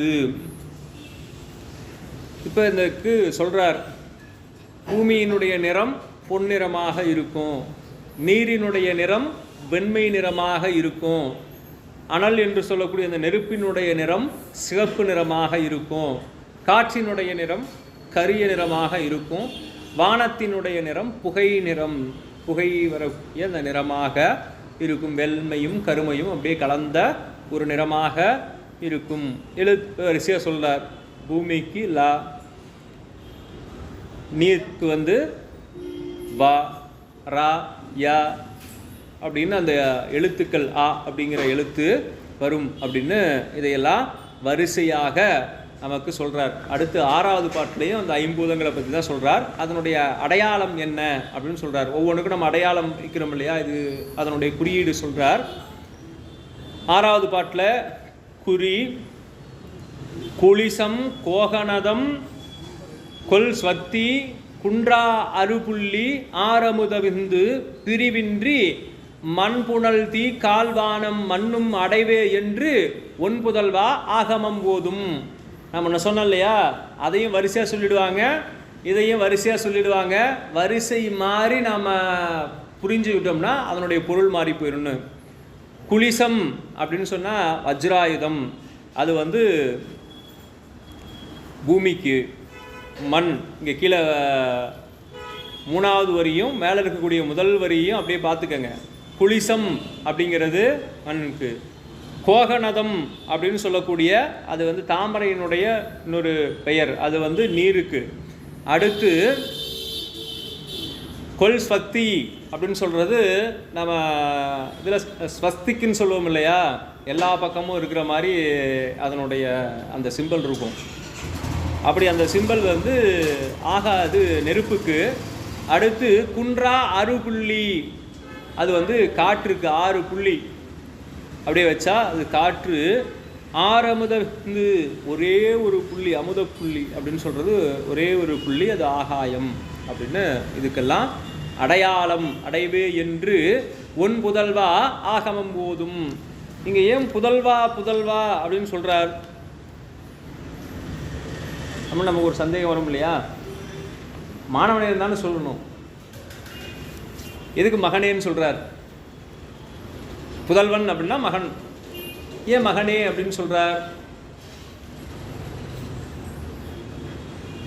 அப்படின்னா ஆசிரியன் தந்தை, மாணவன் மகன்.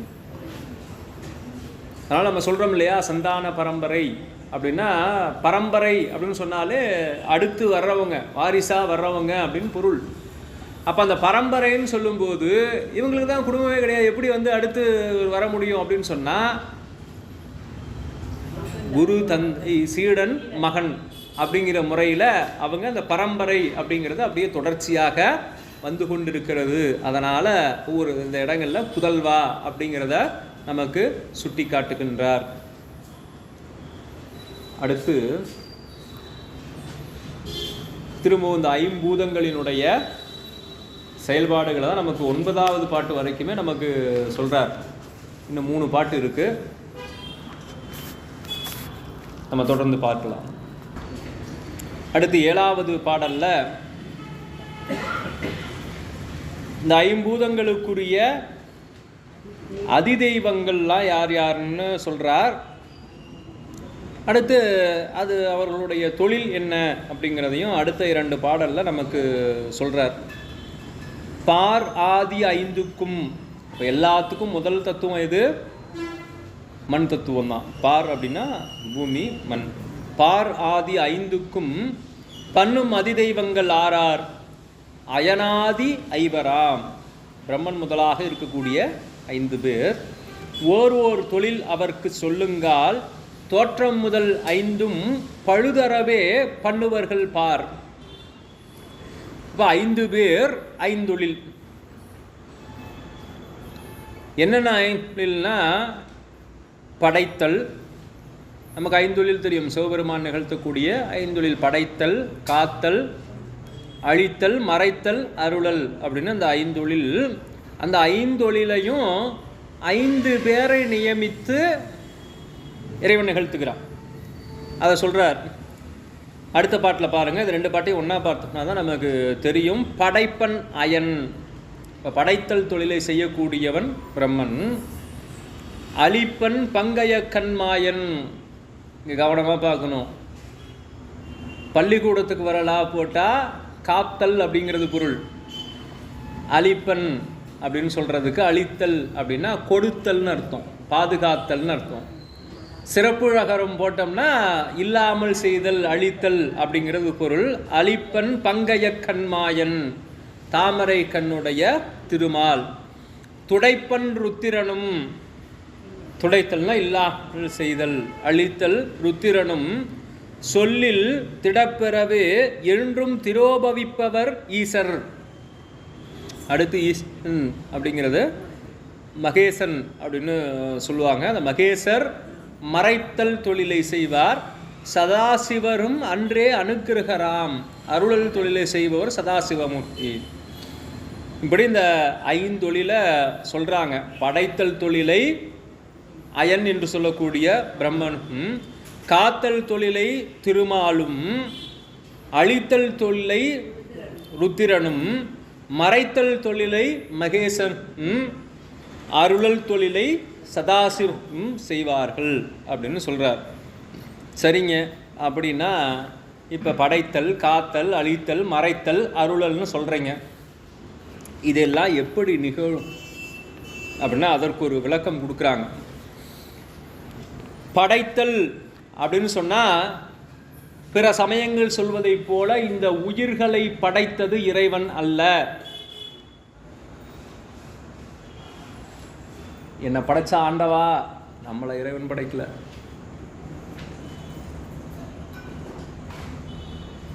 அப்புறம் எப்படிங்க படைத்தல் அப்படின்னு சொன்னால், நமக்கு முப்பொருள் உண்மை இருக்கு இல்லையா, அதில் பசுன்னு சொல்லக்கூடியது ஆன்மா, உயிர். என்று நீ அன்று நான்,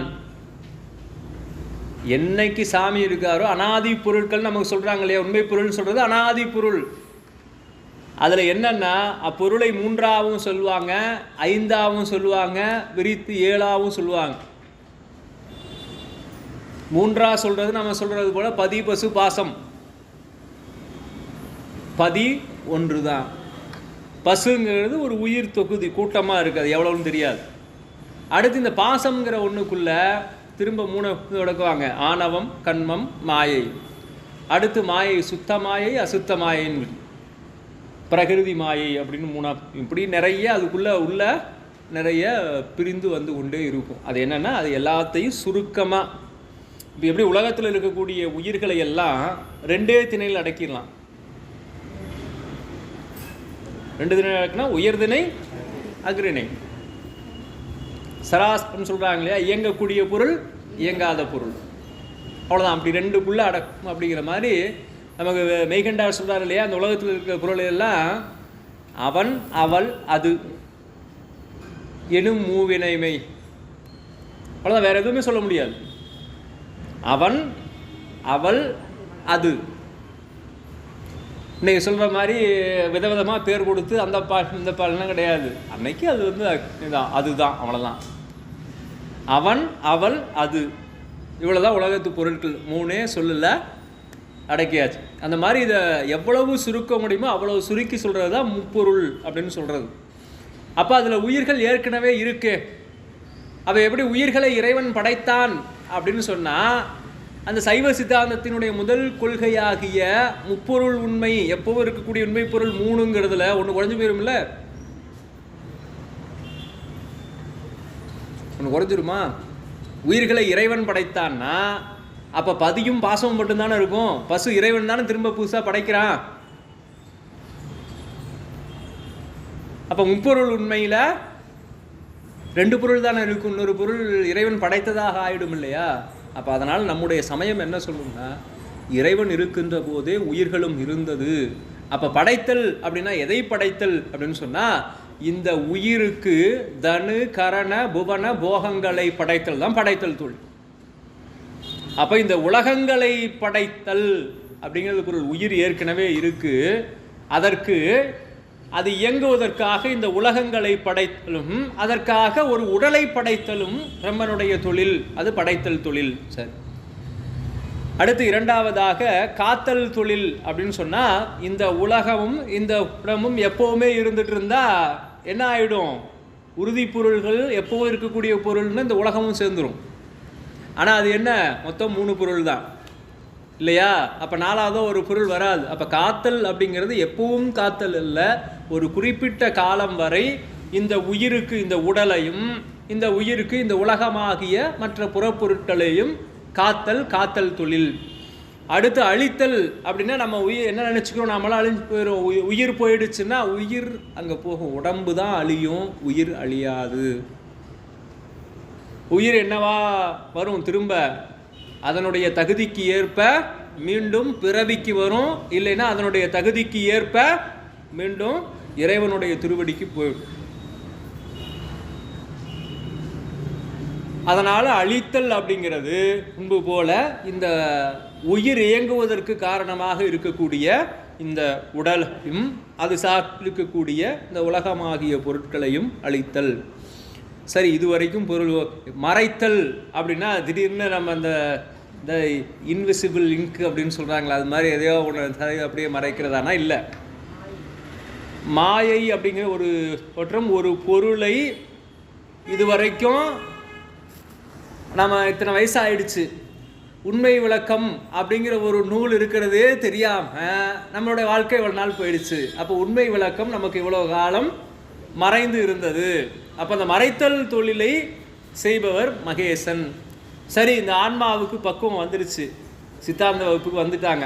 இனிமேல் இவங்களுக்கு உண்மை விளக்கத்தை ஒரு ஆசிரியர் மூலமாக நடத்த வேண்டும் அப்படின்னு சொல்லி குருமகா சன்னிதானத்தினுடைய உத்தரவை பெற்று இங்கே திருவாரூர் மையத்தில் நம்முடைய புலவர் ஐயா, நம்முடைய அமைப்பாளர் ஐயாலாம் ஏற்பாடு பண்ணி ஒரு பாடம் நடத்துகின்றார்கள். அப்படின்னா அது இறைவனுடைய அருளல் தொழில். அப்போ உண்மை விளக்கம்னு ஒரு நூல் இருக்குது, அதை நீங்கள்லாம் கற்றுக்கிட்டீங்கன்னா அதில் 36 தத்துவங்கள், அந்த தத்துவங்களை கொண்டு தான் இந்த உடல் இயங்குது அப்படிங்கிறத நாம் தெரிந்து கொள்ளணும். அதுக்கடுத்து நமக்கு ஆணவம், கண்மம், மாயை அப்படிங்கக்கூடிய மலங்கள்லாம் இருக்குது. நம்ம இதையெல்லாம் விட்டுட்டு பதியாகிய இறைவனை சென்று அடைய வேண்டும் என்கின்ற ஞானம் இனிமேல்தான் உங்களுக்கு கிடைக்க வேண்டும், உங்களுக்கு சொல்வதற்காக எங்களுக்கும் கிடைக்க வேண்டும் என்று சதாசிவமூர்த்தி நமக்கு அருளல் தொழிலை செய்கின்றார் அப்படின்னு சொல்லி அந்த அருளல் என்று சொல்லக்கூடிய இந்த அடுத்த 2 தொழிலையும் சேர்த்து ஐந்தொழிலினுடைய இயல்பை நமக்கு இந்த 8வது பாடலில்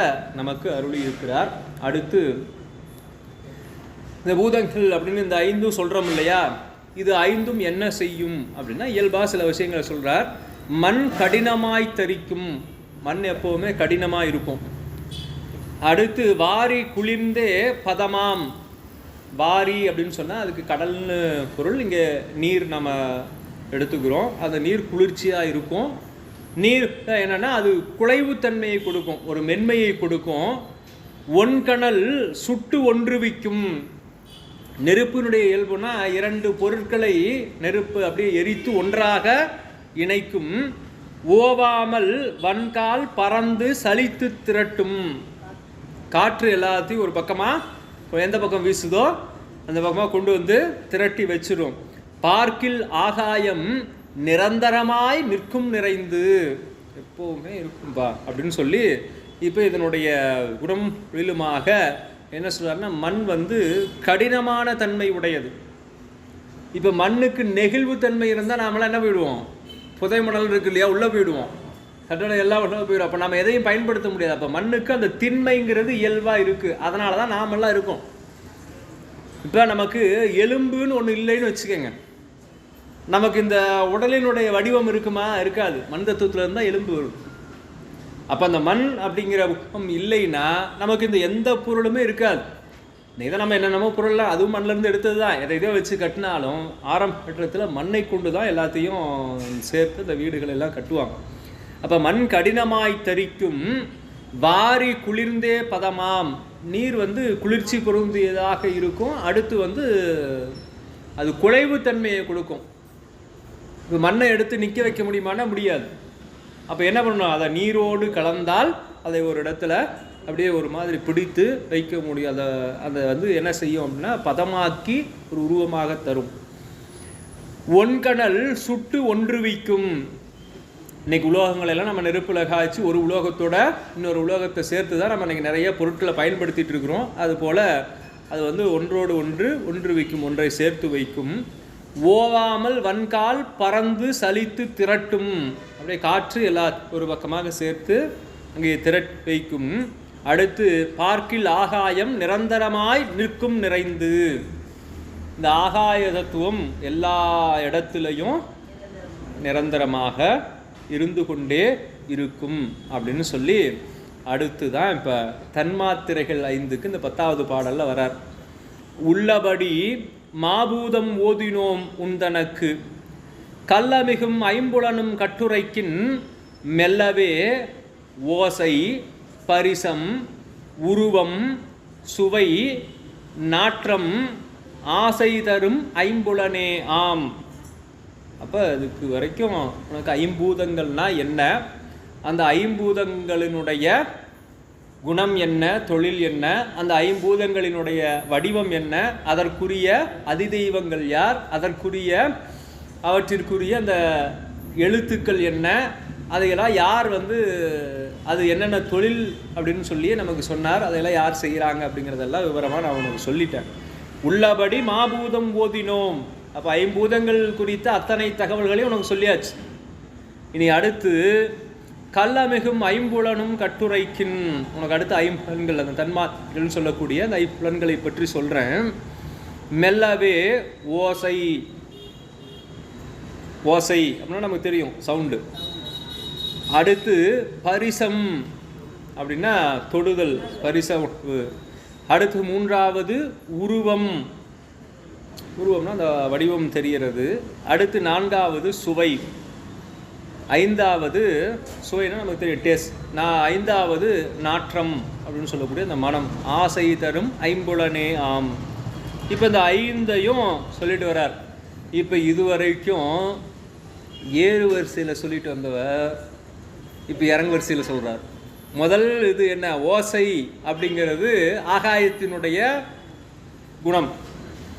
அதான் அதுலேருந்து தான் அந்த சத்தம் கேட்குது இல்லையா, அதான் நம்ம பிரணவம் அப்படின்னு சொல்கிறோம். எல்லாத்தையும் சுத்தமாக வச்சுட்டோம்னா அந்த கடலில் சங்கில் இருந்து சத்தம் வரும்னு எடுத்து காதில் வச்சுட்டு இருக்கிற மாதிரி அது வந்து நமக்கெல்லாம் கேட்காது.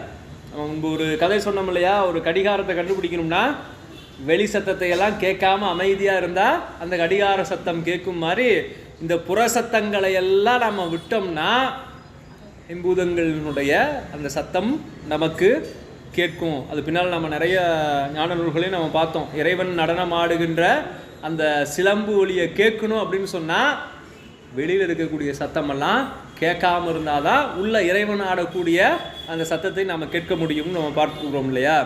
அதே போல் ஓசை என்பது ஆகாய தத்துவம்.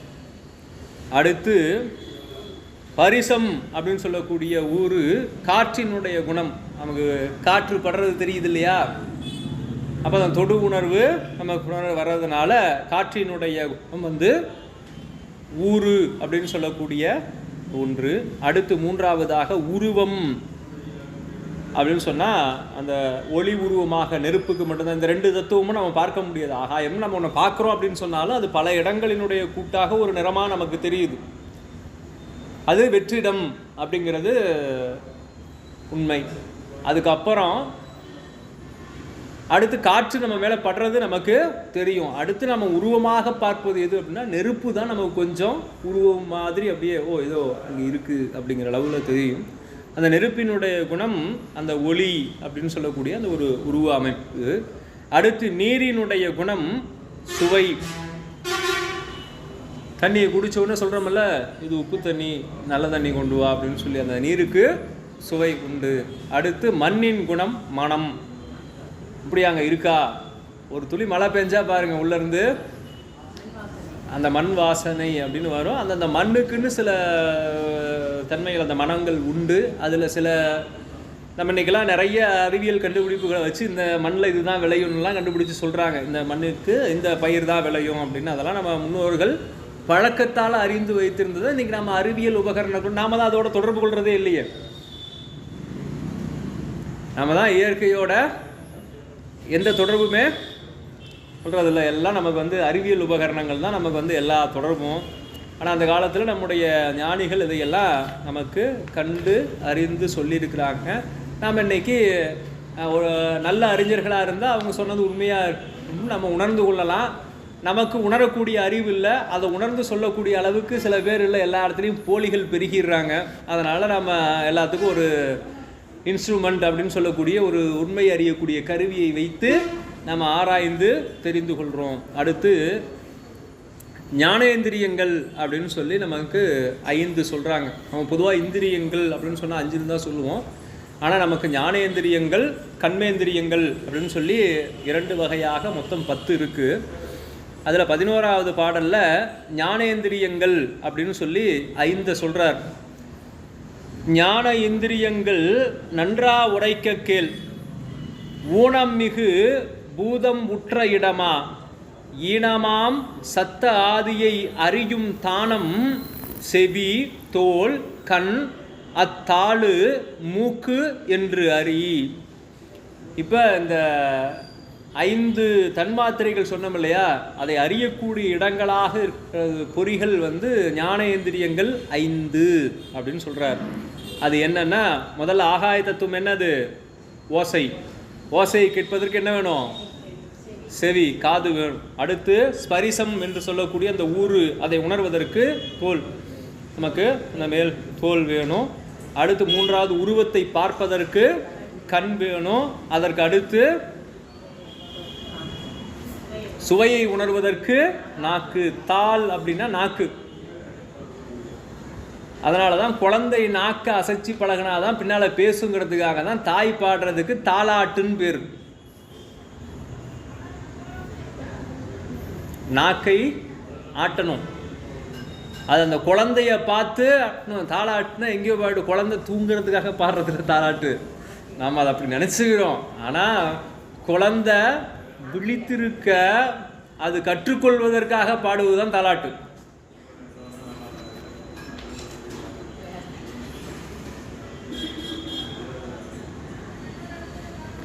குழந்தைய பார்த்து கையில் வச்சுக்கிட்டு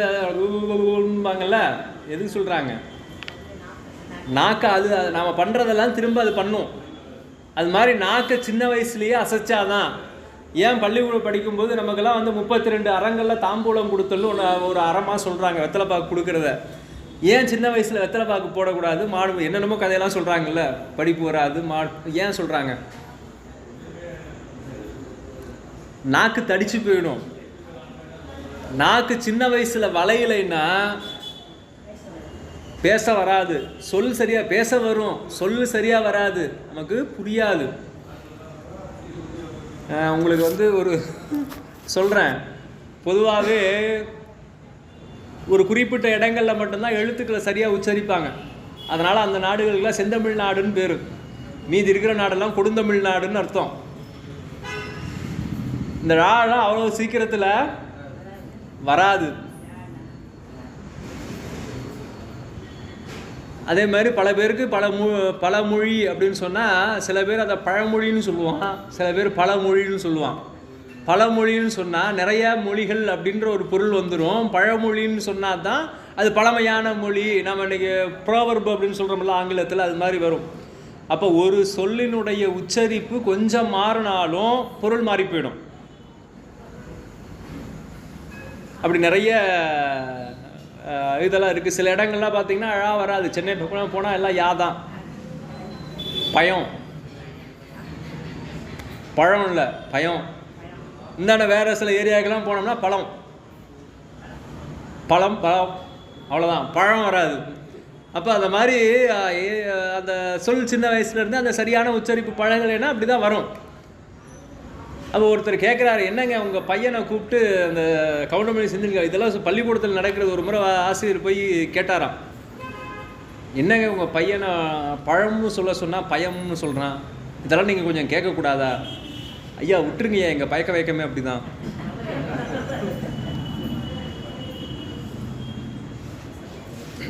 அப்போ அது சிலது இயல்பு. அவன் சொல்லுவான்ல, அண்ணே பூவை பூன்னு சொல்லலாம், புய்ப்பம்னு சொல்லலாம், நீங்கள் சொல்கிற மாதிரியும் சொல்லலாம். கடைசி வரைக்கும் வராது. அந்த மாதிரி சில இயல்பு அதை விட்டுணும். ஆனால் இந்த தாளாட்டு, எதுக்கு இந்த தாளாட்டுன்னு சொல்கிறதுக்கு வந்து எவ்வளோ சொன்னோம். அந்த நாக்கை ஆட்டும்போது சரியான இடத்துல மொழி எழுத்து பிறக்கும் இடங்கள் இருக்குது. அதை வச்சு தான் நமக்கு தமிழ் இலக்கணம் ரொம்ப போனோம்னா இலக்கண வகுப்பு ஆகிடும். இலக்கணத்தில் சொல்லுவாங்க, நம்ம வல்லினம் மெல்லினம் இடையினம்னு சொல்கிறோம் இல்லையா, அந்த எழுத்து பிறக்கக்கூடிய இடங்களை வச்சு தான் நம்ம அந்த மெய்யெழுத்துக்களை 3ஆக பிரிக்கிறோம். கா சொல்கிறோம்னா சரியாக இருந்து சொல்லி பார்த்தோம்னா அந்த சரியாக அதனுடைய உச்சரிப்பு இங்கே மார்பில் இருந்து தொடங்கும். கா சா டா தா பா ரா எல்லாமே அந்த எழுத்து பிறக்கும் இடங்கள் அப்படின்னு தனியாக இலக்கணத்தில் அந்த எழுத்ததிகாரம் அப்படின்னு சொல்லி இருக்கிறதுல அதெல்லாம் வரிசையாக வரும். அடுத்து மெல்லினம் நாம் சொல்லும்போது ஞன நமன எல்லாம் எங்கே மூக்கில் இருந்து வரும். இதெல்லாம் மூக்கில் இருந்து வர்றது. சரி, இது ரெண்டுக்கு நடுவில் இங்கே கழுத்தில் இருந்து வர்றது இடையினம் அப்படின்னு சொல்லக்கூடிய ய ர ல பா ழ ழ இதெல்லாம் இங்கேருந்து வரும். இது மாதிரி மெய்யெழுத்துக்களுக்கு தானே நீங்கள் சொல்கிறீங்க, உயிரெழுத்துக்களுக்கே அப்படி இருக்குது.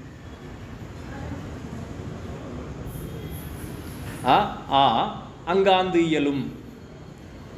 அதுக்கு ஒன்றும் பெருசாக நீங்கள் முயற்சியே பண்ண வேண்டியதில்லை. வாயை திறந்தீங்கன்னா ஆ வந்துடும். ஆ கொஞ்சம் சேர்த்து திறந்தா ஆ. இதெல்லாம் தமிழ் இலக்கத்தில் இருக்குது. அடுத்து உயிரெழுத்துக்கள்லேயே இதழ் குவி உயிர்கள்னு சொல்லுவாங்க.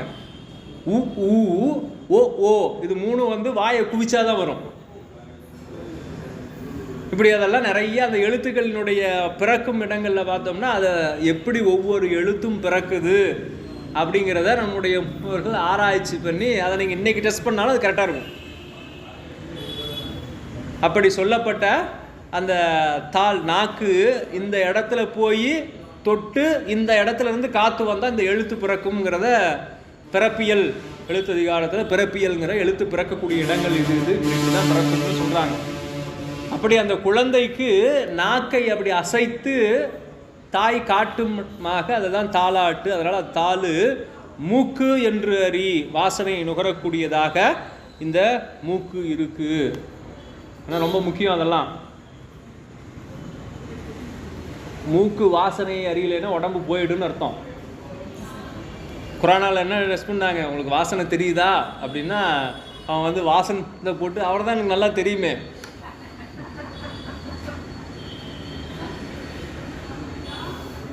ஏன் அதை அப்படி சொல்கிறாங்க அப்படின்னு சொன்னால், மூக்கு கெட்டு போச்சுன்னா எல்லாம் கெட்டு போயிடும்.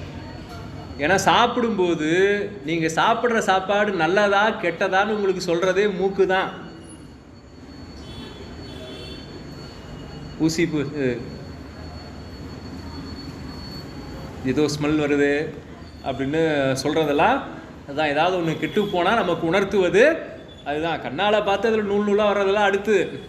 ஆனால் அது கண் இல்லாதவங்களாலும் தெரிந்து கொள்ளக்கூடியதாக இருக்கக்கூடியது இந்த மூக்கு தான். அதனால் அது ரொம்ப முக்கியம் அப்படின்னு சொல்லி இந்த 5ஐயும் அறிவு பொறிகள் அப்படின்னு சொல்கிறாங்க. ஞான இந்திரியங்கள் அது சொல்லும்போது எழுதும்போது ஞானேந்திரியங்கள்னு எழுதுவாங்க. ஞான இந்திரியங்கள் அந்த ஆவும் ஈயும் சேர்ந்து ஏவாக மாறும். அதெல்லாம் போனோம்னா இலக்கண விதிகள் இருக்குது. ஞானேந்திரியங்கள் அப்படின்னு சொல்லுவாங்க. அடுத்து அது அறியக்கூடிய விதம் என்ன அப்படிங்கிறத 2 பாட்டில் சொல்கிறார். 12வது பாடல், வான் இடமாய் நின்று செவி மண்ணும் ஒளியதனை ஈனமிகும் தோல் கால் இடமாக ஊன பரிசந்தனை அறியும் பார்வையில் கண் அங்கி விரவி உருவம் காணுமே. இப்போ இது 3 எப்படி அறிந்து கொள்ளும் அப்படின்னு சொன்னால், வானத்தை இடமாக கொண்டு காது கேட்கின்ற தன்மையை அந்த ஒளியை வாங்கி கொள்ளும். அதனால தான் சொல்லுவாங்க இல்லையா, வெற்றிடத்தில் ஒளி பரவாது. அது வந்து லைட்டுக்கு சொல்லுவாங்க. சில நேரங்கள் அதை வந்து காற்று அதற்கு ரொம்ப முக்கியம். ஆகாய தத்துவங்கிற அந்த தத்துவத்தை கொண்டு தான் நாம் இதை கேட்கிறோம். அடுத்து பார்த்தீங்கன்னா 2வது ஈனமிகு தோல் கால் இடமாக ஊன பரிசந்தனை அறியும். காற்றை இடமாக கொண்டு தான் நம்ம தொடு உணர்வு அப்படிங்கிறது இயங்குது, அந்த காற்று தத்துவத்தை. அடுத்து பார்வையில் கண் அங்கி விரவி உருவம் காணுமே. அது ஏன் அங்கே வந்து ஒளி அப்படின்னு சொன்னார் அப்படின்னு நம்ம இப்போ தெரிஞ்சுக்கலாம். ஏன்னா கண்ணில் ஒளி இல்லை அப்படின்னு சொன்னால் நம்மளால் எதையும் பார்க்க முடியாது. அது வந்து கண்ணில் ஒளி இருந்தால் மட்டும் போதாது, நமக்கு சூரிய ஒளி, வேறு ஏதாவது ஒரு ஒளியினுடைய துணை தேவை. நம்ம கண்ணில் ஒளி இருக்குது, இப்போ இங்கே சுற்றி இருட்டாக இருக்குது, நமக்கு ஏதாவது தெரியுமானா தெரியாது. அப்போ அதற்கு துணை செய்கிறதுக்கு இன்னொரு ஒளி வேணும். இது ரெண்டு மட்டும் இருந்துட்டாலும் போதாது, அந்த இடத்துல உயிரினுடைய அறிவு போய் அந்த இடத்துல செயல்படணும். அப்படி செயல்பட்டாதான் கண்ணால் வந்து ஒரு பொருளை பற்ற முடியும். கண்ணுக்கு வந்து சென்று பற்றும் கருவின்னு பேர். இப்போ இந்த கண் பார்வை இதெல்லாம் ஒரு நொடியில் நிகழ்கிறதுனால நம்ம அதை பெருசாக நினைக்கிறது இல்லை. ஒரு பொருளை பார்க்கணுன்னா இங்கேருந்து பார்வை அங்கே போய் அது என்ன பொருள்னு பார்த்து திரும்ப இங்கே வந்து மூளைக்கு உயிரறிவு சொல்லி இது என்ன பொருள் தான் அப்படின்னு சொன்னால் தான் அந்த பொருள் நமக்கு புலப்படும். அதுக்கு இவ்வளோ ப்ராசஸ் இருக்குது. ஆனால் காத்துக்கு இருந்து பற்றும் கருவின்னு பேர். இது எங்கேயும் போகாது, எதையும் எந்த ஒளியலையும் இங்கேருந்து அனுப்பாது கேட்கறதுக்காக. அதுதான் அங்கேருந்து இங்கே வந்து படும். அதான் வாரியார் சாமி சொல்லுவார், கண் பெருசா காது பெருசானா காது தான் பெருசு. ஒரு இடத்துக்கு போய் வேலை பார்க்குறவன் பெரிய ஆளா, இருந்த இடத்துல இருந்து வேலை பார்க்குறவன் பெரிய ஆளா அப்படின்னு கேட்பார். அந்த மாதிரி அந்த கண்ணுக்கு சென்று பற்றும் கருவி இது வந்து காதுக்கு வந்து இருந்து அறியக்கூடிய கருவி அப்படின்னு அது ரெண்டுக்கும் வேறுபாடு சொல்லுவாங்க. அடுத்து அந்த கண் வந்து அக்னி தத்துவம், அந்த நெருப்பு தத்துவத்தின் மூலமாக உருவங்களை பார்த்து அறியும். அடுத்து 13வது பாடல்ல, நன்றாக நீர் இடமா நான் ரதம்தான் அறியும், பொன்றா மனம் மூக்கு பூ இடமா நின்று அறியும், என்று ஓதும் அன்றே இறை ஆகமம் இதனை வென்றார் சென்றார் இன்ப வீடு. அப்போ இதையெல்லாம் வென்றால்தான் வீட்டுக்கு போக முடியும். என்னது? நன்றாக நீர் இடமா நான் ரதம் தான் அறியும். ரசம் அப்படின்னு சொல்கிறோம் இல்லையா, அந்த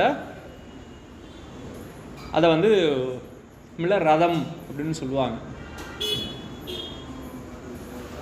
அது என்னென்னா சுவை அறிதல். பழத்தினுடைய சுவை அந்த பழச்சாறில் இருப்பது போல், அந்த பழ ரசம்னு சொல்கிறோம் இல்லையா, இருப்பது போல் பொன்றா மனம் முக்கு பூ இடமா நின்று அறியும். அப்போ மேலே 3 சொல்லியாச்சு.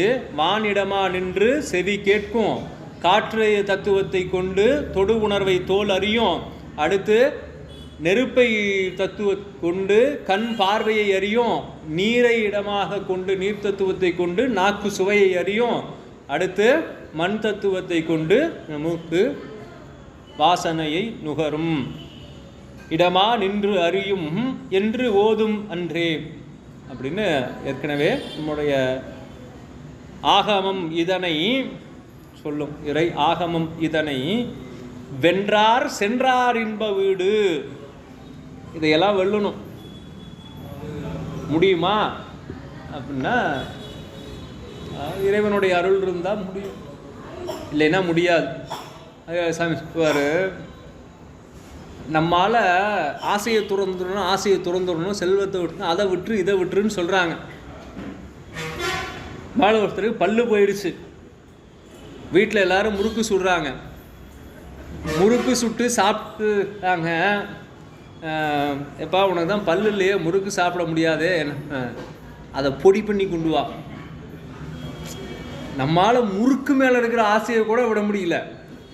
பல்லு இல்லைன்னா கூட அதை பொடியாக்கி அதை எப்படி இருக்குதுன்னு சாப்பிட்டு பார்த்துடணும் அப்படின்னு நினைக்கிறோம். அப்போ நாவினுடைய சுவை இன்னும் நமக்கு நிறைய அருளாளர்களுடைய வரலாறு நமக்கு சொல்லும். கல்வி கற்கின்ற போது இந்த நாவினுடைய சுவை செயல்பட்டுன்னா கல்வி கற்க முடியாதுன்னு சொல்கிறாங்க. இந்த கதையை நான் உங்களுக்கு ஏற்கனவே வகுப்பில் சொல்லியிருக்கிறேன். நாங்கள் புதுசாக வந்திருக்கோம் சார், இல்லைன்னா அந்த படத்தில் அவர் சொல்கிற மாதிரி இந்த பாடம் நடத்தும் போது நான் வரல, நீ வேறு டாக்டரை போய் பார்த்துக்க அப்படின்னு சொல்ற மாதிரி, நீங்கள் அன்றைக்கி பாடம் நடத்தும் போது நான் வரல. அதாவது ஒரு குருகுலத்தில் ஒரு 10 வருஷமாக ஒரு பையன் படிச்சுக்கிட்டு இருந்தான். திடீர்னு ஒரு நாள் குருநாதர்கிட்ட போய், குருநாதா இன்னைக்கு வந்து சட்னி ரொம்ப கசப்பாக இருக்குது, வேப்பிலையை வச்சு சட்னி அரைச்சிட்டாங்க போல இருக்குது அப்படின்னு போய் சொல்கிறான். அப்போ அவர் கூப்பிட்டு, சரி தம்பி உனக்கு இனிமேல் படிப்பு ஏறாது, கிளம்பி போனார். என்ன குருநாதா சொல்கிறீங்க? இல்லை, இத்தனை வருஷமாக அதுதான் ரெகுலராக போட்டுட்ருக்காங்க. இவ்வளோ நாளாக அவனுக்கு படிப்பில் ஆர்வம் இருந்தது, அதனால் கசப்பு தெரியல. இப்போ நாக்கில் சுவை வேணும்னு தெரியுது, அதனால் இனிமேல் உனக்கு படிப்பு ஏறாது. என்ன சமைக்கிறாங்கன்ற அதில் தான் கவனம் போகும், எது டேஸ்ட்டாக இருக்குது, அதனால் இனிமேல் படிப்பு உனக்கு வராதுப்பா, கிளம்பு அப்படின்றாங்க. அப்போ இந்த சுவைகளில் நாம் ஈடுபாடு செலுத்துகிறோம்னா அதனால தான் குறைஞ்ச அளவே உணவு கொடுக்கணும்னு சொல்லுவாங்க. செவிக்கு உணவில்லாத பொழுது சிறிது வயிற்றுக்கும் மையப்படும் அப்படின்னு. நாம் தான் பலகாலமாக பல முறை சாப்பிட்டு பழகிட்டோமே. இப்போ இன்றைக்கி நம்மளால் அதெல்லாம் கடைப்பிடிக்க முடியறதில்ல. உண்மையாக அதிகமாக உணவு உண்டால் தூக்கம்தான் வரும். அப்போ என்ன செய்யணும்? மிதமாக சாப்பிடணும். அதனால தான் சொன்னாங்க, செவிக்கு உணவில்லாத பொழுது சிறிது வயிற்றுக்கும் மையப்படும். கொஞ்சமாக கொடு, அப்போ தான் அது கேட்குறதுன்னு இருக்கும். பல பேர் நாய் அளவில்லாமல் சாப்பாடு போட்டு அதை தூக்கிறதுக்கே 2 ஆள் வேணும். நாய் எதுக்கு வைக்கிறது? வீட்டை காப்பாற்ற யாராவது வந்தால் போய் பிடிக்கிறதுக்காக தான் அதை வளர்க்குறது. அதுக்கு ஓவராக சோதை போட்டு அதுக்கே ஒபிசிட்டி. அதை வாக்கிங் கூட்டிகிட்டு போவாங்க, அதை பண்ணுங்க இதை பண்ணுங்க. நாமளே வாக்கிங் போகிறதில்ல, இப்போ நாயை கூட்டிகிட்டு போகிறதுக்காக தனியாக அதுக்கு ஒரு வாக்கிங் போக வேண்டியது. அப்போ எது எதற்கானது அப்படிங்கிற பயன்பாட்டே நம்ம விட்டுட்டோம். அதனால தான் அந்த காலத்தில் பழமொழி சொன்னாங்க, அது ஏதோ நம்மளுடைய முன்னோர்கள் சொல்லி வைத்ததா எதுக்கும் குறையாக இல்லை. உண்டி சுருங்குதல் பெண்டிற்கு அழகு அப்படின்னு சொன்னாங்க. அது ஏன் அப்படின்னா அது அவங்க பழக்கம். இப்போ நான் இங்கே வகுப்பு நடத்திட்டு இருக்கும்போது அவங்களுக்குள்ளே பேசிக்குவாங்க, நேரமாகி போச்சு, இப்போ விடமாட்டார் போல இருக்கு, யார் சொல்கிறது அப்படின்னு அப்படியே இருந்தாண்ட திரும்பி அமைப்பாளட்ட, ஐயா டைம் ஆச்சு போதும் சொல்லுங்கள் ஐயா கிட்ட. இதெல்லாம் உங்களுக்கு எப்படி தெரியுங்கிறீங்களா? நாங்கள் மீட்டிங்கில் உட்காந்துருக்கும்போது தானே பண்ணுவோம். எங்கள் அதிகாரி அது விடமாட்டார் போல இருக்கு, டைம் தான் ஆகிட்டு இருக்கு, சாப்பிட போகணும், பசிக்குது, அதுக்கே விட மாட்டேங்கிறாங்க, இன்னும் மத்தியானம் வேறு திரும்ப இருக்குது அப்படின்னு நம்ம கேட்குற மாதிரி போதும் இதோட அப்படின்னு டக்குன்னு அப்படி சொல்ல முடியாமல் ஒருத்தருக்குள்ளே ஒருத்தர் அப்படி பேசிக்காங்க. அப்போ அது கேட்கணும் அப்படின்னு சொன்னால் சத்தமாக சொல்ல முடியும்? சொல்ல முடியாதுல்ல. சில விஷயங்களை சத்தமாக சொல்ல முடியாது இல்லையா? அப்போ அதை தெரிந்து கொள்வதற்காக அவங்களுக்கு அந்த செவி புலன் மற்ற புலன்கள்லாம் விழிப்புணர்வோடு இருக்கணுமா. அதுக்கு நிறைய சாப்பிட்டு தூங்கிட்டு அது எப்படி விழிப்புணர்வோடு இருக்கும்? குழந்தை சத்தம் போட்டுச்சுன்னா அது சினுங்குனா கூட தாய்க்கு கேட்குமா. அப்போ அந்தளவுக்கு விழிப்புணர்வோடு இருக்கணுங்கிறதுக்காகத்தான் பெண்களுக்கு அப்படி சொன்னாங்க. இவன் நம்மால் அவனுக்கு சும்மாவே தூக்கம் வரும், அதில் வேறு ஏதாவது இன்னும் பயங்கரமாக தூங்கிடுவான். அதனால் அவனுக்கு அந்த அக்கறை தேவையில்லை. ஆனால் பெண்ணுக்கு இந்த இலக்கணம்லாம் இருக்கணும் அப்படின்னு சொல்கிறாங்க. அதனால் இப்போ நம்ம இது வரைக்கும் என்ன பார்த்துருக்குறோம்? 36 தத்துவத்தில் எவ்வளோ பார்த்துருக்கோம்? 10 12? ஐயோ, அது அந்நியமனாக கணக்கு போகுது. 13. ஆஹா, பாட்ட சொல்லல. 36 தத்துவத்தில் எவ்வளோ பார்த்துருக்குறோன்னு கேட்குறேன். பாட்டு 13 தான்.